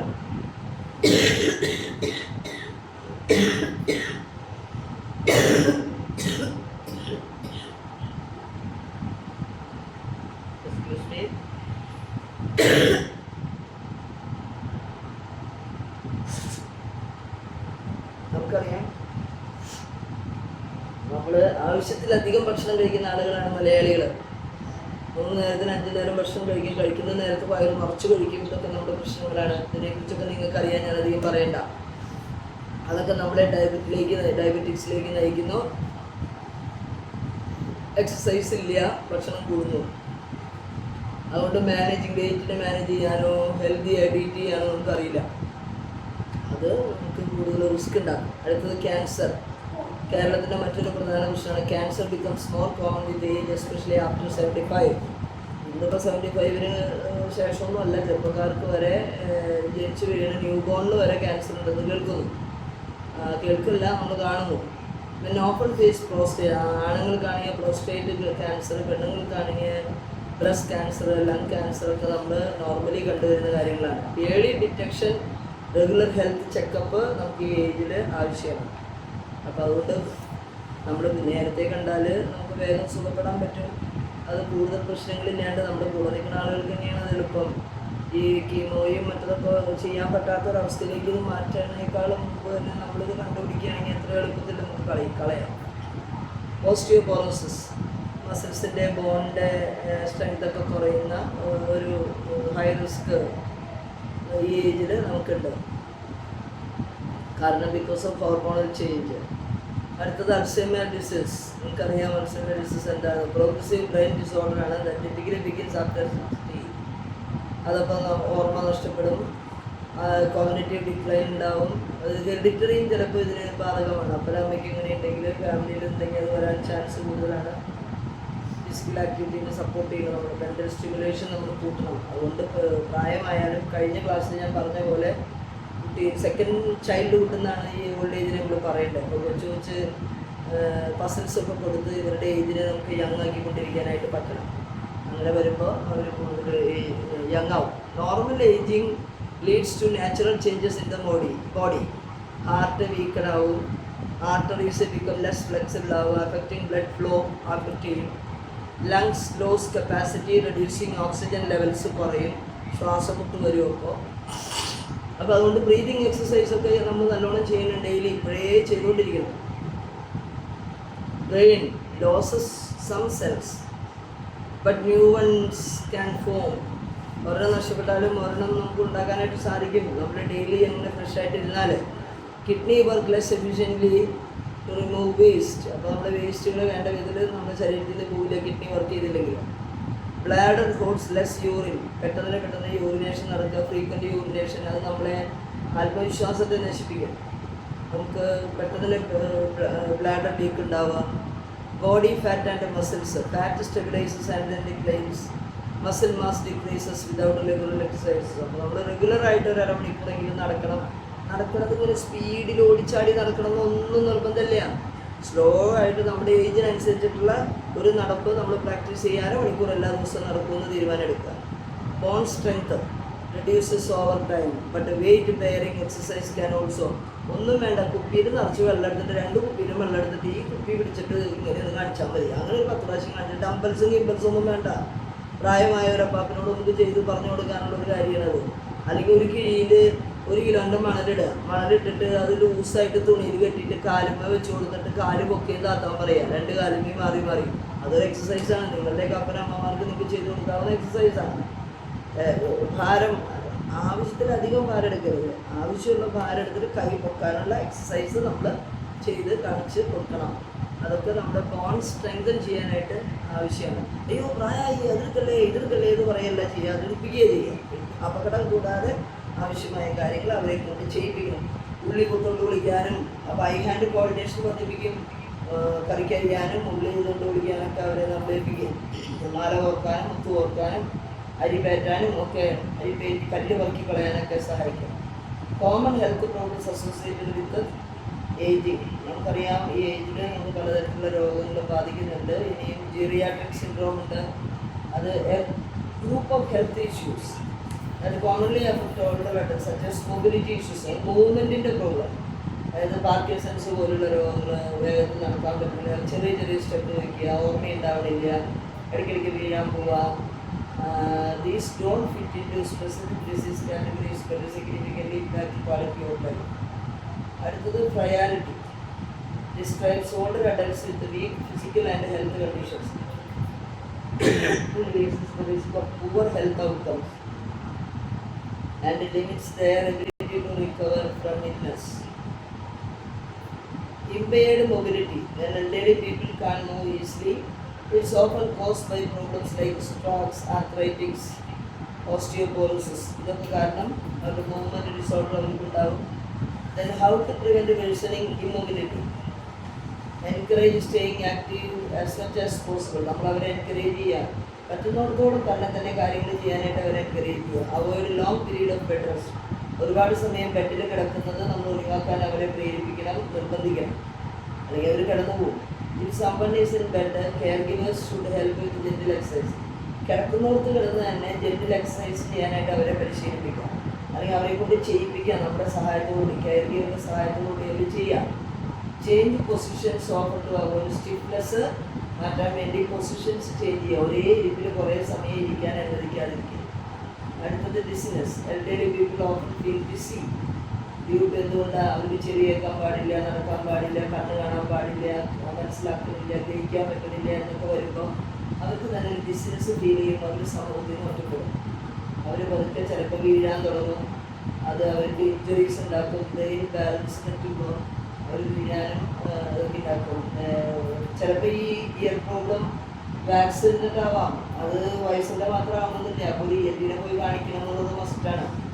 അപ്പോൾ ചിലപ്പോൾ നമ്മൾ അത് ഒന്ന് മോണിറ്റർ ചെയ്തിട്ട് നമുക്ക് തീരുമാനിക്കണം. ചിലത് പ്രായം കൊണ്ടാണ്, ചിലത് പ്രായം ഉണ്ടെങ്കിലും ഒരമ്മ ഒരിക്കൽ ഒരു ഡോക്ടറെ കാണാൻ പോയി. ഡോക്ടറെ കാണാൻ പോയപ്പോൾ എനിക്ക് ഭയങ്കര ഷോൾഡർ പെയിൻ ആണ്. അപ്പോൾ ഡോക്ടർ പറഞ്ഞു, അതൊക്കെ ഇത്രയും പ്രായമായില്ല അമ്മ, 80 വയസ്സായില്ല, എന്നിട്ടാണ് നിനക്ക് ഷോൾഡർ പെയിൻ എന്ന് പറഞ്ഞു. അപ്പോൾ ഈ അമ്മ പറഞ്ഞു, മോനെ എൻ്റെ ഈ ഷോൾഡറിന് 80 വയസ്സ്, ഈ ഷോൾഡറിന് 80 വയസ്സ്, പക്ഷേ ഈ ഷോൾഡറിൽ എനിക്ക് പെയിൻ ഇല്ല, ഈ ഷോൾഡറിന് പെയിൻ ഉള്ളൂ, ഇത് ഞാൻ ബാത്റൂമിൽ കൊണ്ട് വീണതാണെന്ന് പറഞ്ഞു. അപ്പോൾ പ്രായമായെന്ന് പറഞ്ഞിട്ട് എല്ലാ രോഗത്തെയും നമ്മളങ്ങനെ വെക്കരുത്. പിന്നെ falls and falling. Falls are a major cause of injury and death in older adults. They can happen due to outside factors, poor lighting, slippery floors, unsafe footwear, inside factors, weakness, poor balance, medication side effects. ഇതൊക്കെ നമ്മുടെ ജീവിതത്തെ ബാധിക്കാം. എപ്പോഴും നമ്മൾ പെട്ടെന്ന് age ആവുന്നു, വീണ് പോകുന്നത് ഇതൊക്കെയാണ്. അപ്പോൾ പ്രായമായവരുള്ളവർക്ക് നല്ല ലൈറ്റ് ഇടണം, സ്ലിപ്പറി ഫോൾസ് ഒഴിവാക്കണം, മാറ്റ് ഫിനിഷ്ഡ് ഫ്ലോർ ആക്കണം, നല്ല ഫുട്വെയർ കൊടുക്കണം. അതൊക്കെ ബാധിക്കും. ഇനി preventing falls, use proper lighting. അതൊക്കെ നമ്മൾ കണ്ടു. ബാത്റൂമൊക്കെ നല്ല വീഴാത്ത ബാത്റൂം ടൈലൊക്കെ ഇടുക. Avoid loose clothing or clutter on the floor. Use bright colours to mark. Steps ഒക്കെ മാർക്ക് ചെയ്യുക. അതൊക്കെ ചെയ്യുന്നത് നമുക്ക് ഉപകാരമാവും. Urinary incontinence. This is when older people lose control of the bladder control നഷ്ടപ്പെടുന്ന അവസ്ഥ. Dehydration or infections. അപ്പോൾ അവരധികം വെള്ളം കുടിക്കില്ല. ബ്ലാഡർ കൺട്രോൾ ഇല്ലാത്തതുകൊണ്ട് വെള്ളം കുടിക്കില്ല. വെള്ളം കുടിച്ചില്ലെങ്കിൽ ഡീഹൈഡ്രേഷൻ വരാതെ ഇൻഫെക്ഷൻ ഉണ്ടാകും. Then limited mobility. Limited mobility, trouble reaching the bathroom. Limited mobility, side effects of medications. അപ്പോൾ നമുക്ക് ഓൾഡ് ഏജ് ഫ്രണ്ട്ലി ബാത്റൂംസ് നമ്മൾ മൈൻഡ് ചെയ്യണം. പ്രായമായവരുണ്ടെങ്കിൽ അവർക്കൊന്ന് പിടിച്ച് നടക്കാൻ, പിടിച്ചിരിക്കാൻ, പിടിച്ചെഴുന്നേക്കാൻ ഒക്കെ നമുക്ക്. ഞാൻ ഇന്നാളൊരു വീട്ടിൽ ചെന്നപ്പോൾ കണ്ടു, ഇവിടെ ഇങ്ങനെയൊന്നും വയ്ക്കാനുള്ള കാശൊന്നും അവർക്കില്ല. അപ്പോൾ അവരെന്ത് ചെയ്തു, മുകളിലൊരു കമ്പിയില്ല, ആ കമ്പിയിൽ ഒരു കയറ് കെട്ടിയിട്ടേക്ക് അവരുടെ അപ്പന് എനിക്കാൻ നല്ല പ്ലാസ്റ്റിക്കിൻ്റെ മണ്ണുള്ള കയറ് കെട്ടിയിട്ട് കെട്ടാക്കി അതൊന്നും ഇങ്ങനെ പിടിച്ചിട്ട് ആ പപ്പനെ എഴുന്നേക്കുന്നു. അത് നല്ല പരിപാടിയല്ലേ? കിടക്കുന്നിടത്തും അങ്ങനെ തന്നെ ഇട്ടേക്കാണ്. ആരുടെയും സഹായം കൂടാണ്ട് പപ്പനെ എഴുന്നേക്കും. മോൻ ചെയ്ത് കൊടുത്തേക്കണ പണിയാണ്. വരുമ്പോൾ നോക്കൊന്നുമില്ല സിസ്റ്റർ. അപ്പം ഞാനും ജോലിക്ക് പോകുമ്പോൾ ഇതൊക്കെ ചെയ്ത് കൊടുത്തിട്ട് അപ്പൻ അങ്ങനെയൊക്കെയാണ് ജീവിക്കുന്നത്. ഇപ്പം എത്ര കെയർഫുള്ളാണ്. Then increase susceptibility to infection. Older adults are more likely to get infections. പെട്ടെന്ന് അവർക്ക് ഇൻഫെക്ഷൻ കിട്ടും. അതുകൊണ്ട് ശ്രദ്ധിക്കണം. ഇടയ്ക്ക് നമുക്കൊന്ന് നോക്കണം നല്ലത്. അല്ലെങ്കിൽ സെപ്സിസ് ഒക്കെ വന്നിട്ട് ആൾ പെട്ടെന്ന് മരിക്കാനിട വരും. അറിയില്ല നമ്മൾ. ചെറിയ ചെറിയ എന്തെങ്കിലും ഇൻഫെക്ഷൻ വന്നു കഴിഞ്ഞാൽ അത് CRP ലെവലൊക്കെ കൂടി ആകെ സെപ്സിസ് ആവും. അത് നമ്മൾ പെട്ടെന്ന് നോക്കണം. Common infections, pneumonia, urinary tract infection, tuberculosis, skin infections, ഇതൊക്കെ നമുക്ക് വരാനിടവരും. ഇതിനൊക്കെ പ്രിവെൻഷൻ എന്താണ്? Vaccinations and maintaining cleanliness can reduce the risk of infections. നല്ല വൃത്തിയും വെടുപ്പൊക്കെ പ്രായമായവരുടെ മുറിയിലും സ്ഥലങ്ങളിലും വസ്ത്രങ്ങളിലും ഒക്കെ ഉണ്ടാവണം. അപ്പോൾ ഈ രോഗങ്ങളൊക്കെ കുറയും. Altered pain and fever response. അടുത്തത്, adults may not feel pain or fever as strongly as younger people, which can make it harder to detect illness. അതുകൊണ്ട് നമുക്ക് പെട്ടെന്ന് ഈ കുറച്ച് പിള്ളേർക്ക് ഉണ്ടാകുന്ന പോലെ പനിയും എല്ലാവർക്കും ഇമ്മ്യൂണിറ്റി അങ്ങനെ പനി വരാനുള്ള പരിപാടിയൊന്നും ഉണ്ടാവില്ല. അപ്പോൾ നമ്മൾ അറിയില്ല അവർക്ക് രോഗം വരണം. കുഞ്ഞുങ്ങളെ നമുക്ക് അറിയാൻ പറ്റും. ഇവരെപ്പോഴും ഇങ്ങനെ ക്ഷീണിതരായിട്ട് നടക്കണ കാരണം നമ്മൾ വിചാരിക്കും എങ്ങനെയാണെന്ന്. അവർക്കൊരു വയ്യായി നമ്മൾ പെട്ടെന്ന് ഫോക്കസ് ചെയ്യില്ല. നല്ല ആക്റ്റീവായിട്ടുള്ള ആളുകൾ വയ്യാണ്ടാവുമ്പോൾ കിടക്കുന്നു. അപ്പോൾ നമുക്കറിയാം അവർക്ക് അതാണ് പ്രശ്നമാണ്. കിടപ്പ് രോഗികളായിട്ടുള്ള ആളുകളുടെ വയ്യായ നമുക്ക് മനസ്സിലാവില്ല. അത് ഇൻഫെക്ഷൻസിലേക്ക് നയിക്കും. Altered emotional impact. Hospitalization or big lifestyle changes can cause anxiety and fear in older adults. അപ്പോൾ ആശുപത്രിയിൽ കിടക്കുക, ഇന്നത്തെ ഭയങ്കര ലൈഫ് സ്റ്റൈലാണ്. ഹോസ്പിറ്റലിൽ കിടക്കുകയാണെങ്കിൽ നല്ല കാശാണ്. 4 ദിവസം കിടന്നാൽ മതി ഒരു ലക്ഷം പോകാനായിട്ട്. അപ്പോൾ അങ്ങനെയൊക്കെ വരുമ്പോൾ അത് ഇവർക്ക് ഭയങ്കര ആൻസൈറ്റി ഉണ്ടാക്കും. അതുകൊണ്ട് ന്യായമായ രീതിയിൽ അവർക്ക് വേണ്ടി എന്തെങ്കിലുമൊക്കെ നമ്മളൊരു ജീവിതകാലത്ത്, ഓർമ്മയുള്ള കാലത്ത് എന്തെങ്കിലുമൊക്കെ സേവ് ചെയ്യുക. അത് വയസ്സാം കാലത്ത് ഉപകാരപ്രദമാകുമെന്ന് കരുതുക. ദൈവമേ വറി ആർക്കും കൊടുക്കാണ്ട് സേവ് ചെയ്യാനല്ല, ആവശ്യത്തിന് ഇൻഷുറൻസ് സ്കീമുകളൊക്കെ ഒന്ന് എടുത്ത് വയ്ക്കുക. ദൈവമേ worry about being a burden to their family. നമ്മൾ മറ്റുള്ളവർക്ക് ഭാരമാവുമല്ലോ എന്ന് തോന്നണം. ചെറുപ്പത്തിലേ തുടങ്ങി തോന്നിയിട്ട് നമ്മളൊരു ഒരുക്കമൊക്കെ നമുക്ക് ആവശ്യം നല്ലതാണ്. പഠിച്ചാലും അത് വീട്ടുകാർക്ക് ഉപകാരമാവും, ജീവിച്ചിരുന്നാലും നമുക്ക് ഉപകാരമാവും എന്ന് ഓർക്കാം. Being in the hospital can life insurance പദ്ധതി വയ്ക്കുക, നമ്മളെടുത്ത് വയ്ക്കുക. കൺഫ്യൂഷൻ, ഡിസോറിയൻറ്റേഷൻ, ഡെലീരിയം പോലെയുള്ള ഡിസോറിയൻറ്റേഷനൊക്കെ ഉണ്ടാവും. ഇനി അടുത്തത് ഓർഗൻസ് ഇഫക്റ്റീവായിട്ട് വർക്ക് ചെയ്യാണ്ടിരിക്കുക. എല്ലാ ഓർഗൻസും സ്ലോ ഡൗൺ ആവുകയാണ്. ഇതൊരു മെഷീൻ പോലെയല്ലേ നമ്മുടെ ശരീരം പ്രവർത്തിക്കണേ. ഓരോ അവയവങ്ങൾക്കും ഒരു വ്യക്തമായിട്ടുള്ള റോളും പർപ്പസും ഉണ്ട്. അത് മര്യാദയ്ക്ക് വർക്ക് ചെയ്യാണ്ടായിരുന്ന ആ പർപ്പസ് അവിടെ ഡിലേ ആവും. അപ്പോൾ അവരുടെ body takes longer to heal, respond to illness. അവർ ഇൽനെസ്സിലേക്ക് പോകും. Serious conditions may become hard to treat. ഒരുപാട് സീരിയസ് ആയാൽ നമുക്ക് ട്രീറ്റ് ചെയ്യാൻ പറ്റാണ്. ആരംഭത്തിലെ കാണുകയാണെങ്കിൽ നമുക്ക് എളുപ്പത്തിൽ ട്രീറ്റ് ചെയ്യാം. Assistive technology for the elderly. Older people prefer staying in their own homes instead of moving to care facilities. സാധാരണഗതിയിൽ പ്രായമായ ആളുകൾ ഒരിക്കലും ഞാൻ ഈ വീട്ടിൽ തന്നെ താമസിക്കുന്നത്, ഞാനൊന്നും പോകില്ല. ചിലപ്പോൾ അത് പഴയ വീടായിരിക്കും, അവിടെ മോട്ടർ ഉണ്ടാവില്ല, വെള്ളം ഉണ്ടാവില്ല, സൗകര്യങ്ങളുണ്ടാവില്ല, അറ്റാച്ച്ഡ് ബാത്റൂം ഉണ്ടാവില്ല. എന്നാലും അപ്പനെ അവിടെ പോകില്ല. അവരങ്ങനെ പറഞ്ഞൊന്നും നമ്മളങ്ങനെ അപ്പം ഇട്ടിട്ട് പോരുള്ളൂ. നമ്മളവരെ ധൈര്യമായിട്ട് അവരുടെ നന്മയ്ക്ക് വേണ്ടിയിട്ടാണ് നമ്മളവരെ ഷിഫ്റ്റ് ചെയ്യണം. അവർക്ക് കൂടുതൽ സൗകര്യങ്ങളുള്ള സ്ഥലങ്ങളിലേക്ക് അവരെ നമ്മൾ മാറ്റണം. Assistive technologies like smart home system help them live independent. അവരെ ഇൻഡിപെൻഡൻ്റ് ആയിട്ട് ജീവിക്കാനായിട്ട് ഇൻഡിപെൻഡൻ്റ് ആയിട്ട് മോണിറ്ററിങ് അവർക്ക് ഉണ്ടാവണം. ദെയർ മൂവ്മെൻറ്റ്സ് അവരെ അത് കാണാനായിട്ട് നമുക്ക് മോണിറ്റർ ചെയ്യാൻ ആളുണ്ടാവണം. ഇനി smart homes equipped with devices to track health and improve security. Mobility aids tools kit, അതായത് ഇവർക്ക് നടക്കാനും വാക്കറും അങ്ങനത്തെയൊക്കെ സൗകര്യങ്ങളുള്ള വീൽ ചെയർ ഒക്കെ ഉള്ള സൗകര്യങ്ങളുള്ളത് അവൈലബിൾ ആക്കുക. ഇന്നിപ്പോൾ നമുക്കറിയാം നമ്മുടെ ഗവൺമെൻറ്റിൻ്റെ പാലിയേറ്റീവ് കെയർ സിസ്റ്റം ഉള്ളതുകൊണ്ട്, ആശാവർക്കർമാരുള്ളതുകൊണ്ട് ഈ വക കാര്യങ്ങളൊക്കെ നമ്മുടെ നാട്ടിൽ കുറേ കൂടി വളരെ ഭംഗിയായിട്ട് ഒരു പരിധി വരെ ഭംഗിയായിട്ട് പോകുന്നുണ്ട്. കേരളം പിന്നെ ഹോസ്പിറ്റലിൻ്റെ ഹബ്ബല്ലേ. അപ്പോൾ അതുകൊണ്ട് ഏത് പാവപ്പെട്ടവനും ഇന്ന് രോഗം വന്ന ഉടനെ ഹോസ്പിറ്റലിലേക്ക് പോകും. ഞാൻ ഓർക്കുന്നുണ്ട് ലാറ്റിൻ അമേരിക്കയിൽ ഞാൻ പോയപ്പോൾ അവിടെ ആശുപത്രികളേ ഇല്ല, ചെറിയ ചെറിയ ഹെൽത്ത് ക്ലിനിക്കുകളേ ഉള്ളൂ. പുറം രാജ്യങ്ങളിലെല്ലാം അങ്ങനെയാണല്ലോ. ഇപ്പോൾ കാനഡ എവിടെയാണെങ്കിലും അമേരിക്കയൊക്കെ നമുക്ക് ഇഷ്ടമുള്ള ഓടിപ്പോയിട്ട് ഒരു ആശുപത്രിയിലേക്ക് പോകാനൊന്നും പറ്റില്ല. അവിടെയൊക്കെ ഗവൺമെൻറ്റിലെ ആളുകളുടെ ട്രീറ്റ്മെൻറ്റ്. അപ്പോൾ അവർ അനുവദിക്കുന്ന സമയത്ത് മാത്രമേ ട്രീറ്റ്മെൻറ്റ് ഉള്ളൂ. ഇവിടെ നമ്മൾ ഏറ്റവും അധികം കാശ് കളയണമെന്ന് കൊടുക്കുന്നതൊക്കെ ഈ ആശുപത്രികളിലാണ്. എന്നാൽ എക്സസൈസിന്, ഫുഡിന്, ഇതിനൊക്കെ നമ്മൾ വളരെ കുറവേ കാശ് ചിലവാക്കുള്ളൂ, ടൈം എടുക്കുള്ളൂ. റോബോട്ട്സ് ഇന്നത്തെ പ്രത്യേകിച്ച് കഴിഞ്ഞ ദിവസം ഒരു വീഡിയോ ഞാൻ കണ്ടു. നമ്മുടെ കേരളത്തിൽ കോഴിക്കോട് നമ്മുടെ റോബോട്ടിൻ്റെ കാര്യം കേട്ടു. അപ്പോൾ റോബോട്ട് അസിസ്റ്റ് വിത്ത് ഡെയിലി ടാസ്ക് ആയിട്ട് പ്രൊവൈഡ് കമ്പാനിയൻഷിപ്പ് എൽഡർ ഗ്രൂപ്പിന് കൊടുക്കുന്നവരുണ്ട്. ചില മക്കൾ പുറത്തുള്ള മക്കൾ അപ്പനമ്മയ്ക്ക് റോബോട്ടിനെ വെച്ച് കൊടുത്തിട്ട് പോയേക്കാണ്. അതെങ്കിൽ അത് അല്ലേ. Communication devices technologies to help older adults stay in touch with family. Smart ഫോണൊക്കെ അവർ ഉപയോഗിക്കാൻ പഠിപ്പിക്കുക. അവർ സ്മാർട്ട് ഫോൺ ഉപയോഗിക്കട്ടെ, അത് നല്ലതാണ്. ഇനി benefits, improve quality of life. അതിൻ്റെ ബെനിഫിറ്റ്സ് എന്തൊക്കെയാണ്? ഇങ്ങനെയൊക്കെ നമ്മൾ ചെയ്യുകയാണെങ്കിൽ അവരുടെ ക്വാളിറ്റി ഓഫ് ലൈഫ് കൂടും, ഐസൊലേഷൻ കുറയും, അവർ കൂടുതൽ സേഫാണ്, അവർക്ക് ഇൻഡിപെൻഡൻ്റ് ആണെന്ന് തോന്നും. അതൊക്കെ ഗുണം ചെയ്യും. ഇനി ചലഞ്ചസ് എന്താണ്? Technology needs to be easy to use and adapt to individual needs. ഓരോ ഇൻഡിവിജ്വൽ നീഡ്സിന് പറ്റിയ അഡാപ്റ്റബിൾ ആയിട്ട് ടെക്നോളജീനെ നമ്മൾ ഒരുക്കണം. അതാണ് പ്രൈവസി. അവർക്ക് പ്രൈവസി ഉണ്ടാവണം. Cost and usability are common concerns. Cognitive development in ageing. The sensory register. Ageing reduces the ability to hear, see, sense things clearly. ഇതിനൊക്കെ അവർക്ക് ഭയങ്കര ബുദ്ധിമുട്ടുണ്ട്. സെൻസറി സെൻസ് ചെയ്യാൻ പറ്റില്ല. This means older people may find it harder to remember or process information if they don't fully perceive it. അവർക്കത് information processing അവരുടെ capacity കുറയും. അപ്പോൾ നമ്മൾ എത്രത്തോളം പറഞ്ഞാലും അവർ ഗ്രഹിക്കുന്നുണ്ടോ നമുക്ക് പിടിയില്ല. അപ്പോൾ ചിലപ്പോൾ നമ്മൾ ടൈം എടുത്ത് മനസ്സിലാക്കി കൊടുക്കേണ്ട വരും. അല്ലെങ്കിൽ അതിനെന്തെങ്കിലും വഴി നമ്മൾ അത് എല്ലാം ഡിക്ലൈനിങ് അല്ലേ. ആഫ്റ്റർ 40 എല്ലാം ഡിക്ലൈനിങ് ആണ്. ആഫ്റ്റർ 65 എന്ന് പറഞ്ഞാൽ വെരി ഡിക്ലൈനിങ്. അത് മനസ്സിലാക്കണം. ഇനി working memory. This is like a temporary storage in your brain that helps your handle information in short time. നമുക്കറിയാം short time long time memory ഇല്ല.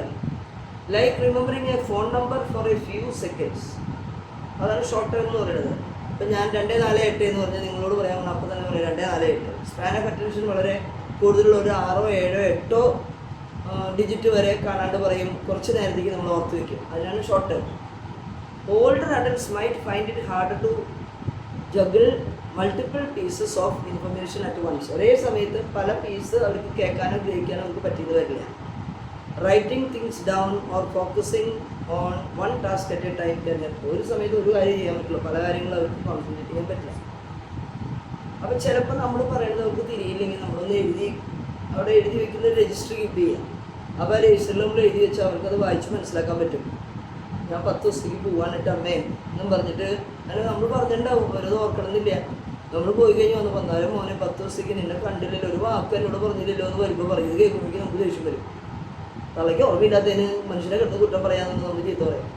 അപ്പോൾ അതിനേക്കാളും നല്ല എന്തോ ഒരു പേപ്പറിൽ നമ്മൾ എഴുതി വയ്ക്കുക. അമ്മേ ഞാൻ പോവാണ് കേട്ടോ, ഞാൻ അമ്മോട് പറഞ്ഞിട്ടുണ്ട് കേട്ടോ പോവാണെന്ന്. അമ്മ ഇത് ഇടയ്ക്കിടയ്ക്ക് കാണുമ്പോൾ അതൊക്കെ ഇടയ്ക്കിടയ്ക്ക് അമ്മ അത് നോക്കുമ്പോൾ അമ്മയ്ക്ക് ഓർമ്മ വരും. അങ്ങനെ വരെ ചെയ്യുന്ന മക്കളുണ്ട്. ഇങ്ങനെയൊക്കെ നന്നായിട്ട് മാതാപിതാക്കൾ നോക്കുന്ന ആളുകളുണ്ട്, ഞാൻ കണ്ടിട്ടുണ്ട്. Long time memory. This is where information is stored for a long time, like names, events or facts. Older adults might find it harder to recall details like names but are generally good at remembering meaningful information or words they have used often. എപ്പോഴും ഉപയോഗിച്ചുകൊണ്ടിരിക്കുന്ന പേരുകളാണെങ്കിൽ അവർ നന്നായിട്ട് ഓർക്കും. എപ്പോഴും ഉപയോഗിച്ചുകൊണ്ടിരിക്കുന്നതാണെങ്കിൽ നന്നായിട്ട് അവർ ഓർക്കും. ഉപയോഗിക്കാത്തൊക്കെ അവർ മറന്നുപോകും. കൂടെ താമസിക്കുന്ന മോനെ ചിലപ്പോൾ അറിഞ്ഞു വരും, പുറത്തുള്ളവരെ അറിഞ്ഞു വരില്ല. അത് വിചാരിച്ചിട്ട് വിഷമമൊന്നും വിചാരിക്കേണ്ട കാര്യമില്ല. ചിലർ തിരിച്ചാണ്, എപ്പോഴും കാണുന്ന ആളെ ഓർക്കുന്നുണ്ടാവും, വലിയ ദൂരത്തുള്ള ആളെ ഓർക്കുന്നുണ്ടാവും. കാരണം എപ്പോഴും മനസ്സിലോർത്തുകൊണ്ടിരിക്കുന്ന അടുത്തില്ലാത്ത ആളെയായിരിക്കും. ആ മെമ്മറി ലൈവായിട്ട് ഇരിക്കുന്നതാണ്. ദെൻ അപ്പോൾ ലോങ് ടൈം മെമ്മറി അവർക്ക് കിട്ടണമെന്നില്ല. Problem solving. ചിലർക്ക് പഴയ കാര്യങ്ങൾ ഓർമ്മയുണ്ടാവും, പുതിയ കാര്യങ്ങൾ ഓർമ്മയുണ്ടാവില്ല, അങ്ങനെയും കാണാം. Older people may take more time to solve problems. Problem സോൾവിങ്ങിന് അവരുടെ സ്കില്ല് കുറഞ്ഞു, അവർ ഒരുപാട് സമയമെടുക്കും. They often rely on advice. ഫാമിലിയുടെ അഡ്വൈസ് വേണ്ടി വരും, ഫ്രണ്ട്സിൻ്റെ അഡ്വൈസ് വേണ്ടി വരും. അവർ തന്നെ ഒരു തീരുമാനം എടുക്കാൻ അവർക്ക് സാധിക്കില്ല, മറ്റുള്ളവർ അവരെ ഹെൽപ്പ് ചെയ്യണം. ഡിമെൻഷ്യ, അത് severe loss of memory, judgement, problem solving സ്കില്ലൊക്കെ അവരുടെ കുറഞ്ഞു. It's not a normal part of ageing, can be caused by various disease.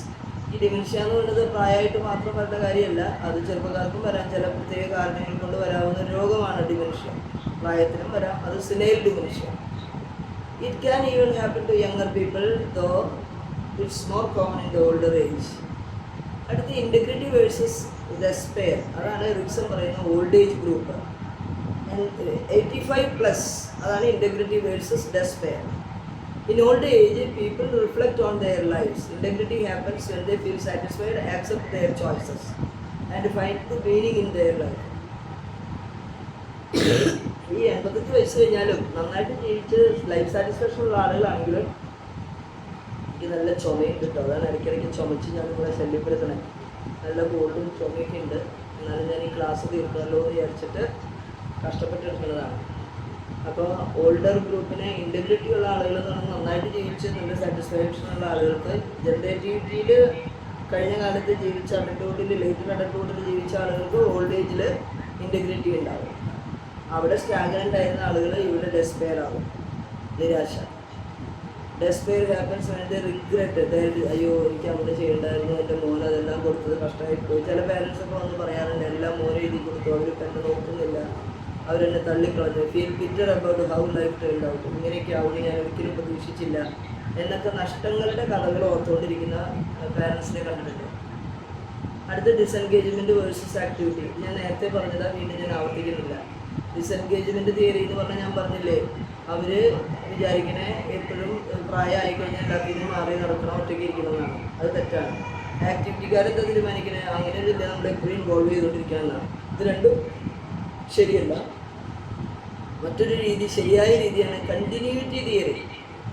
അതെന്താണ് ഇത് എന്ന് പറയുന്നത്? their personality, goals and approach to life don't change much. they adjust their activities. അവർ adjust ചെയ്യും, സാഹചര്യത്തോട് അഡ്ജസ്റ്റ് ചെയ്യും, പ്രായമാകുന്നതിനനുസരിച്ച് ടോപ്പപ്പ് ചെയ്യും, അഡാപ്റ്റ് ചെയ്യും അതിനോട്. എന്നിട്ട് അവർ സമാധാനമായിട്ട് മുന്നോട്ട് പോകും.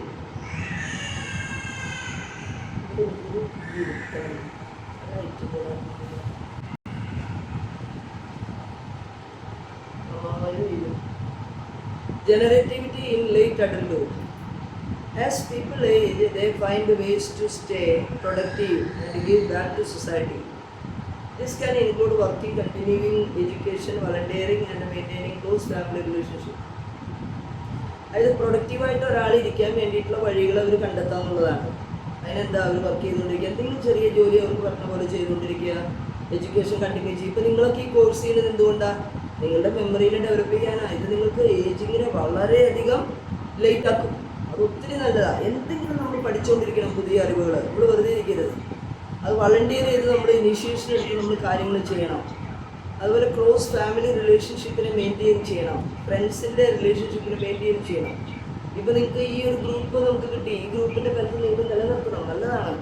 അങ്ങനെ നമ്മൾ കുറേ കൂടി ആക്റ്റീവായിട്ട് ഇരിക്കാനായിട്ട് നമ്മൾ നോക്കുക. പ്രൊഡക്ടിവിറ്റി ഇൻ വർക്ക്, അതായത് working either by choice or necessity. നമ്മൾ തന്നെ തിരഞ്ഞെടുക്കുക വർക്ക് ചെയ്യാനായിട്ട്.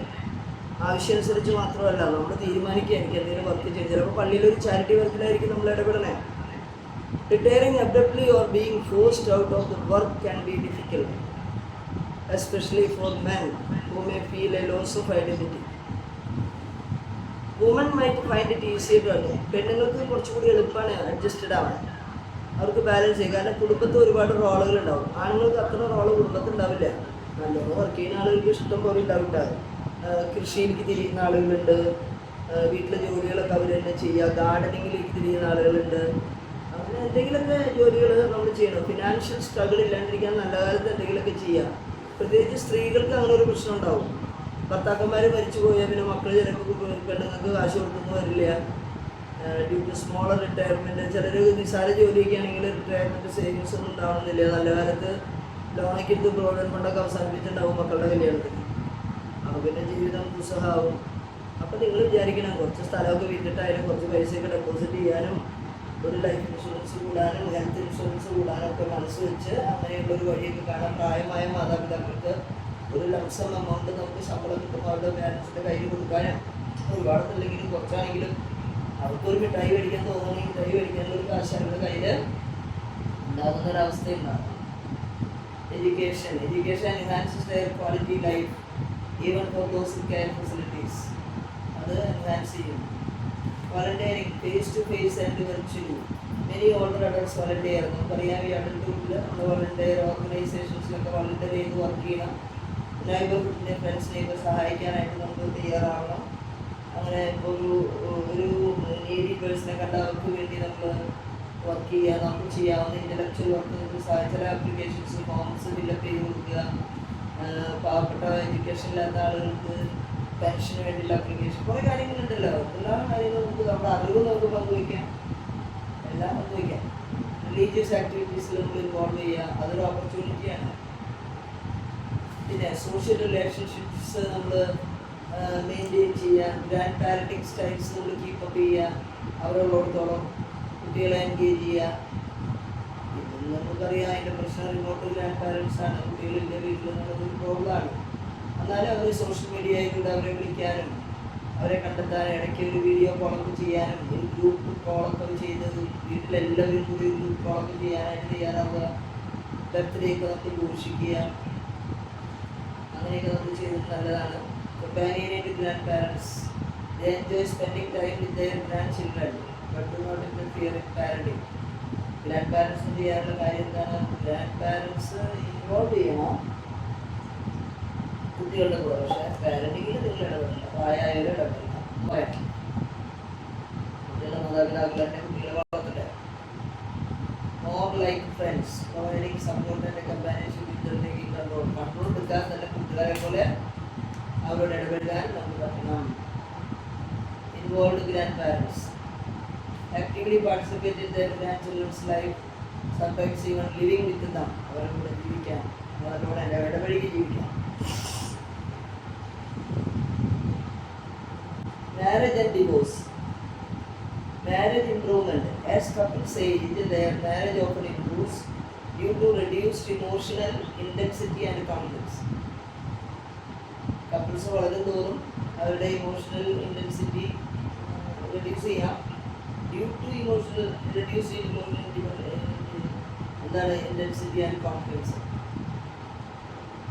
അവരുടെ മാരേജ് ഇമ്പ്രൂവ് ചെയ്യാൻ കാരണമാവും. അതുകൊണ്ട് അവരുടെ ഇമോഷണൽ ഇൻറ്റൻസിറ്റി കോൺഫ്ലിക്റ്റൊക്കെ കുറഞ്ഞൊരു ബാലൻസ്ഡിലായി.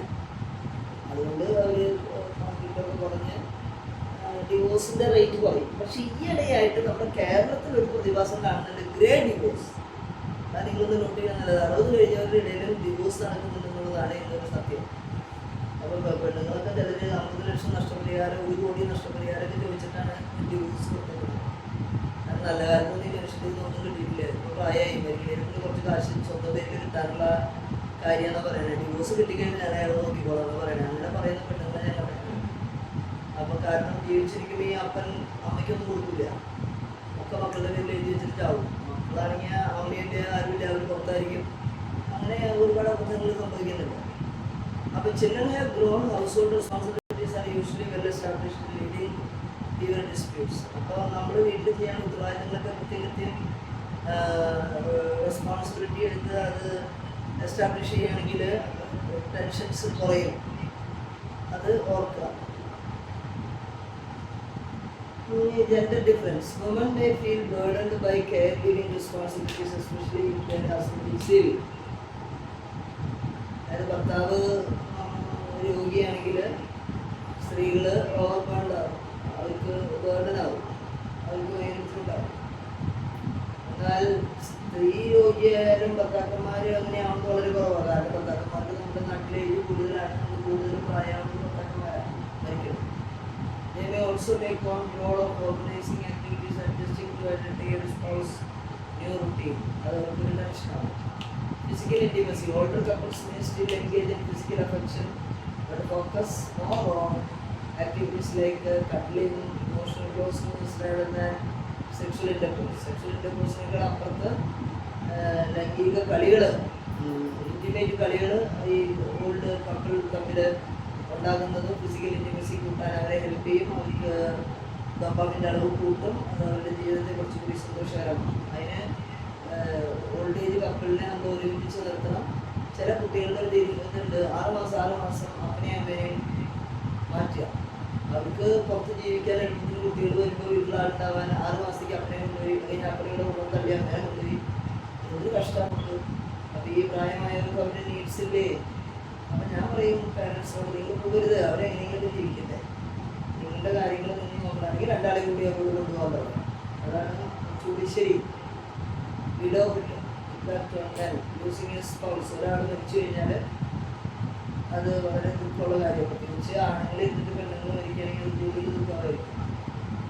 അതിനൊക്കെ സ്ട്രോങ് സോഷ്യൽ നെറ്റ്വർക്ക് അപ്പോൾ അവർക്ക് ഉണ്ടാവണം, അതിനെ ഓവർകം ചെയ്യാനായിട്ട്.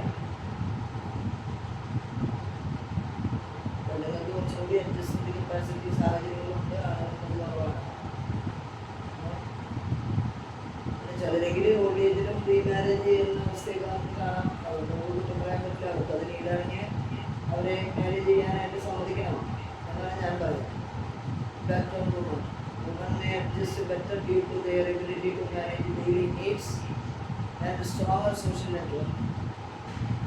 Financial difficulties can arise if their late husband married finances. Widows are less likely to be married due to societal expectations being available men. പെണ്ണുങ്ങളധികം കല്യാണം കഴിച്ച് കണ്ടിട്ടില്ല എന്നാണ് പറയുന്നത്. പക്ഷെ ഇപ്പം അങ്ങനെയൊന്നും എല്ലാവരും കാണുമ്പോഴൊക്കെ സെക്കൻഡ് മാരേജിന് തുനിയുന്നുണ്ട്. എന്നാലും മെജോറിറ്റി പെണ്ണുങ്ങൾ കല്യാണം കഴിക്കാതെ നിൽക്കുന്നുള്ളൂ. ആളുകളാണല്ലോ അധികം നിൽക്കുന്നത്. ഞാൻ ഈ എറണാകുളത്ത് തന്നെ ഞങ്ങളുടെ രൂപതയിൽ നോക്കിയിട്ട് 25,000 പെണ്ണുങ്ങൾ വിഡോസ് കൊടുത്തു, 3000 വിഡോവേഴ്സ് ഉള്ളൂ. അപ്പോൾ എന്ത് വ്യത്യാസമാണ് നോക്കി. അപ്പോൾ സ്ത്രീകളും പുലിലോകം കല്യാണം കഴിക്കാൻ സഹിച്ചു പിടിച്ച് അവരുടെ ജീവിതത്തിൽ ഉത്തരവാദിത്തങ്ങൾ അവരെ തന്നെ പഠിക്കും. Emotional challenges, loneliness is common especially for woman. ഏകാന്തത അത് അവരെ സോഷ്യലി ഐസൊലേറ്റ് ചെയ്യും. ഇമോഷണൽ സ്ട്രഗിൾസ് ഉണ്ടാകും. ആണുങ്ങൾക്കാണെങ്കിലോ ഡെസ്പെയർ, നിരാശയാണ്. നിരാശ ഡിപ്രഷൻ ആണുങ്ങൾക്കുണ്ടാകും. Sometimes resulting in high suicide rates. 45 വയസ്സ് കഴിഞ്ഞിട്ട് സൂയിസൈഡ് റേറ്റ് കൂടുന്നുണ്ട്. അതിനൊരു കാരണം പെണ്ണുങ്ങൾക്ക് സൂയിസൈഡ് റേറ്റ് കുറവാണ് ഈ ഏജിൽ. കാരണം അവർ കുറേ കൂടി സഹിച്ച് പിടിച്ച് ജീവിക്കാനുള്ള സാഹചര്യം അവർക്കുണ്ട്. ആണുങ്ങൾക്ക് ഉണ്ടാവില്ല. അപ്പോൾ കൂടുതൽ അവർ ബാധിക്കും. This section highlights the emotional and practical adjustment needed for aging individuals to navigate these challenges effectively. Elderly abuse. What is elderly abuse എന്ന് പറയുന്നത്? Mistreatment of older adults, which can occur in setting like nursing homes, even within families. Even nursing homes, old age homes, ചിലപ്പോൾ അവരെ മോശമായിട്ട് treat ചെയ്യുന്ന അവസ്ഥയുണ്ടാവും. അതാണ് elderly abuse പറയുന്നത്. Financial അബ്യൂസും exploiting the elderly for money or property. Neglect, failing to provide proper care.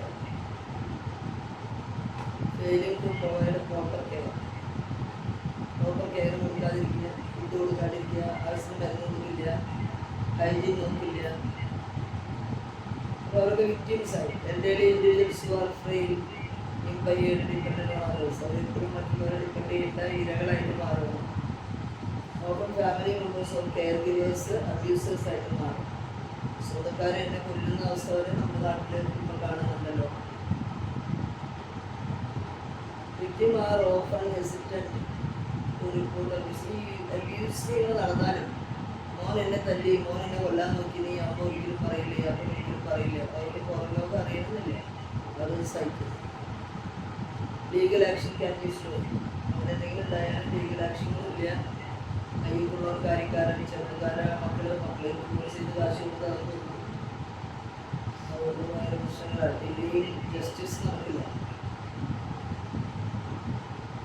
ഈ national policies older പേഴ്സൺസിന് ഉപകാരപ്രദമായിട്ടൊക്കെ declare ചെയ്തിട്ടുണ്ട്. എത്രത്തോളം പ്രാക്ടിക്കലാകുന്നുണ്ട്, പ്രാബല്യത്തിൽ വരുന്നുണ്ടെന്നുള്ളത് വേറെ കാര്യം. Current challenges, the erosion of the traditional joint family system ഇന്ന് ബ്രേക്ക് ചെയ്തു. ന്യൂക്ലിയർ ഫാമിലിയായി പ്രായമായവരൊക്കെ ഹോമിൽ ഉണ്ടാക്കുക, കെയർ ഹോമിലാക്കുക. ഒരു തരത്തിൽ നല്ലതാണെന്ന് എനിക്ക് തോന്നുന്നു. വീട്ടിൽ തന്നെ ഇരുന്ന് കൊടുക്കുന്നതിനേക്കാളും അങ്ങനെ ഓൾഡേജ് ഹോമിലല്ല, ഒരു സീനിയർ സിറ്റിസൺ ഹോമിൽ ഉണ്ടാക്കുന്നത് അവർക്ക് കുറച്ചും കൂടി ഉപകാരപ്രദമാണ് എന്ന രീതിയിലേക്ക് നമ്മുടെ നാട്ടിൽ വന്നിട്ടുണ്ട്.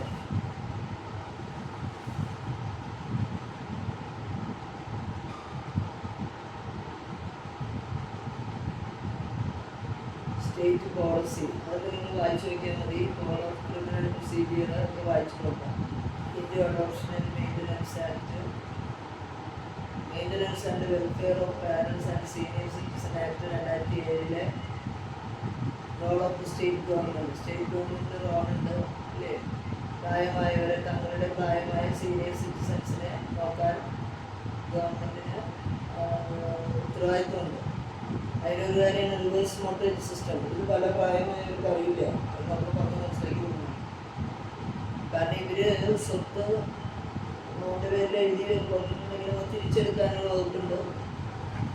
നമ്മുടെ കയ്യിൽ പൈസ ഇല്ല, വീട് മാത്രമേ ഉള്ളൂ, വീട് അപ്പൻ്റെ പേരിലിരിക്കുന്നത്. ഇവർ നേരെ നമ്മളെ നോക്കുന്നില്ല.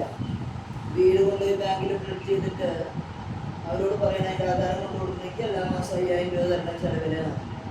ഇപ്പോൾ ബാങ്ക് അതിനൊരു വില ഇട്ടിട്ട് അതിൻ്റെ ഒരു ഭാഗം മക്കൾക്ക് ആവശ്യമുള്ള രൂപ മാസം മാസം മാറ്റി കൊടുക്കും. മക്കൾ അറിയണമെന്നില്ലല്ലോ. റിട്ടയർമെൻറ്റ് കഴിഞ്ഞാൽ അപ്പനെ അമ്മയ്ക്ക് അങ്ങനെ ചെയ്യാം. അത് കഴിഞ്ഞ് മരിച്ചു കഴിയുമ്പോൾ കൂടി വരും വീട് സ്വന്തമാക്കാനായിട്ട്. അപ്പോഴാണ് അറിയാം ആധാരം ഇല്ലാന്ന്. അപ്പോൾ ഒരു ബാങ്കിൽ ചെല്ലുമ്പോൾ അവർ പറയും ശരിയാണ്, നിങ്ങൾ ആരും അപ്പനെ നോക്കിയില്ല, നിങ്ങൾ പുറത്തുള്ളായിരുന്നോ? അപ്പം എല്ലാ മാസം ഞാൻ ബാങ്കിൽ ഇത്ര ഡോക്യുമെൻറ്റ്സ് കൊണ്ട് കാണിച്ച് ഇത്ര രൂപ നിങ്ങൾക്ക് അടച്ചാൽ ആധാരം തരാം. അങ്ങനെ റിവേഴ്സ് മോർട്ടേജ് സിസ്റ്റം ഉണ്ടെന്ന് പഠിപ്പിക്കണം. അത് secure and study income during ഇയറിൽ കിട്ടാനായിട്ട് കാരണമാവും. എല്ലാ മാസവും എനിക്ക് ഇത്ര രൂപ കിട്ടാവുന്ന രീതിയിൽ അങ്ങനെ ചെയ്യാം.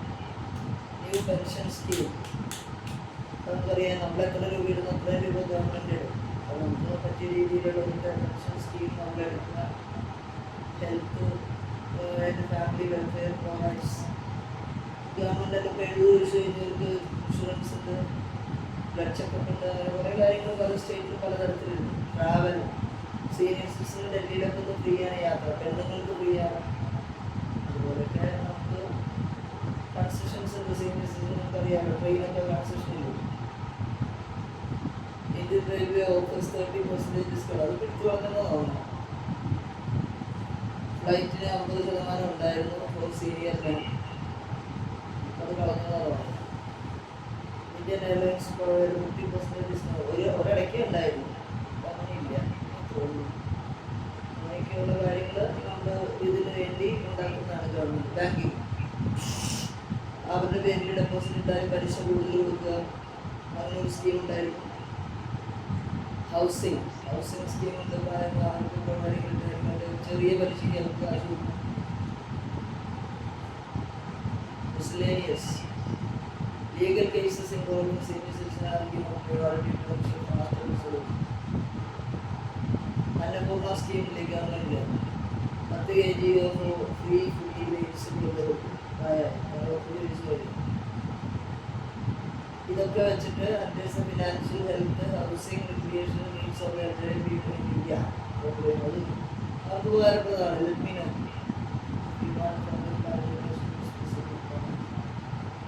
ഇത്രയും പറഞ്ഞുകൊണ്ട് ഞാൻ നിർത്തുകയാണ്. അപ്പോൾ ഈ അഡൽട്ട് കുട്ടിനെ കുറിച്ച് നിങ്ങൾ നോക്കുക. ഈ ജനിച്ചപ്പോൾ തുടങ്ങി ഇതൊരു വെൽ ഷേപ്ഡ് കർവാണ് ലൈഫ് സ്പാൻ അപ്രോച്ച് എന്ന് പറയുന്നത്. ഡെവലപ്മെൻ്റൽ ലൈഫ് സ്പാൻ എന്ന് പറയുന്നത്. ജനിച്ചാൽ തുടങ്ങി ഒരു 40 വയസ്സ് വരെ മുകളിലേക്ക് വളരും. പിന്നെ ഒരു പ്ലാറ്റ്യൂ ആണ് 50 വരെ. 50 തുടങ്ങി പതുക്കെ താഴേക്ക് വരാൻ തുടങ്ങും. അങ്ങനെ സ്റ്റിൽ ഡെത്തിലേക്ക് പോകാം. അതാണ് വെൽ ഷേപ്ഡ് കർവാണ് ഡെവലപ്മെൻ്റൽ സ്റ്റേജസ്. അതാണ് ഈ റോക്കി ടയർ എക്സ്പീരിയൻസ് ഞാൻ നേരത്തെ പറഞ്ഞു. അപ്പോൾ അത് മനസ്സിലാക്കി നമ്മുടെ രാജ്യത്തെ സഹായിക്കാൻ, നമ്മുടെ ചുറ്റുപാടുകളെ സഹായിക്കാൻ, നമ്മളോടൊപ്പം ഇടപെടുന്നവരെ സഹായിക്കാൻ, നമ്മുടെ ജീവിതത്തിൽ ഇതൊന്നും ഒരു വഴിവിളക്കായിട്ട് സൂക്ഷിക്കാനൊക്കെ നമുക്ക് സാധിക്കട്ടെ എന്ന് ആശംസിക്കുന്നു, പ്രാർത്ഥിക്കുന്നു. നല്ലോണം പഠിക്കുക, നല്ലോണം ഒരുങ്ങുക. പരീക്ഷയ്ക്ക് നിസ്സാര ദിവസമേ ഉള്ളൂ. ഇനിയുള്ള ദിവസം ഒരുമിച്ച് വന്നോ, കളിച്ചിരുന്നോ, പഠിക്കാൻ ശ്രമിക്കുക. ക്വസ്റ്റ്യൻസ് ഉണ്ടാക്കി ഉത്തരം എഴുതി അതൊക്കെ പഠിക്കുക. സംശയങ്ങൾ എന്തെങ്കിലും ഉണ്ടെങ്കിൽ നിങ്ങൾക്ക് എഴുതിയൊരു ദിവസം ഓൺലൈൻ മീറ്റിങ്ങിലേക്ക് നേരത്തെ എനിക്ക് സംശയമുള്ള ക്വസ്റ്റ്യൻസ് തരിക. ഗ്രൂപ്പിൽ ചോദിച്ചാലും മതി. അപ്പം ഞങ്ങൾ കാണുമ്പോൾ അതിനുള്ള ഉത്തരം എല്ലാവരും ഒരാളുടെ സംശയം ബാക്കി എല്ലാവർക്കും തീർക്കാൻ അങ്ങനെ ചെയ്യും. എന്തെങ്കിലും അങ്ങനെയൊക്കെ ഉണ്ടെങ്കിൽ ചോദിക്കുക, പഠിക്കുക, അറിയുക, നല്ല മിടുക്കരായിട്ട് പരീക്ഷ എഴുതുക. So good bye. ഇക്കൊല്ലത്തെ ക്ലാസ്സുകൾ ഇന്നത്തോടു കൂടി തീരുകയാണ്. Thank you sister. Okay, bye bye. Good night.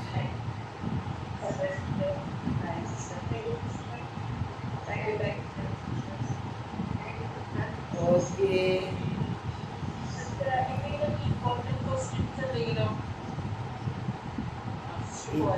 ഇല്ല, പോയിട്ടില്ല. ഇമ്പോർട്ടൻറ്റ് ക്വസ്റ്റ്യൻ നിങ്ങളുടെ ആ പുസ്തകത്തിന്റെ ബാക്കിലുള്ള ക്വസ്റ്റ്യൻസ് ഒക്കെ തന്നെ വരുള്ളൂ. ഓരോ ചാപ്റ്ററിന്റെ ബാക്കിലും ക്വസ്റ്റ്യൻസ് ഉണ്ടല്ലോ, അത് വെച്ചിട്ട് അങ്ങ് പഠിച്ചാൽ മതി. അതിൽ ഷോർട്ട് നോട്ടോ ലോങ് ക്വസ്റ്റ്യനോ ഒക്കെ ആയിട്ട് വരാനാ സാധ്യത. മോഡൽ ക്വസ്റ്റ്യൻസ് ഒക്കെ അങ്ങനെ ഇല്ല. ആ ഹെഡിങ് തന്നെയാണ് അവർ ചോദ്യമായിട്ടുണ്ടെങ്കിൽ. അതുകൊണ്ട് വലിയ കോംപ്ലിക്കേറ്റഡ് ആയിട്ടുള്ള ക്വസ്റ്റ്യൻസ് ഒന്നും നിങ്ങൾക്ക് വരാൻ വഴിയില്ല.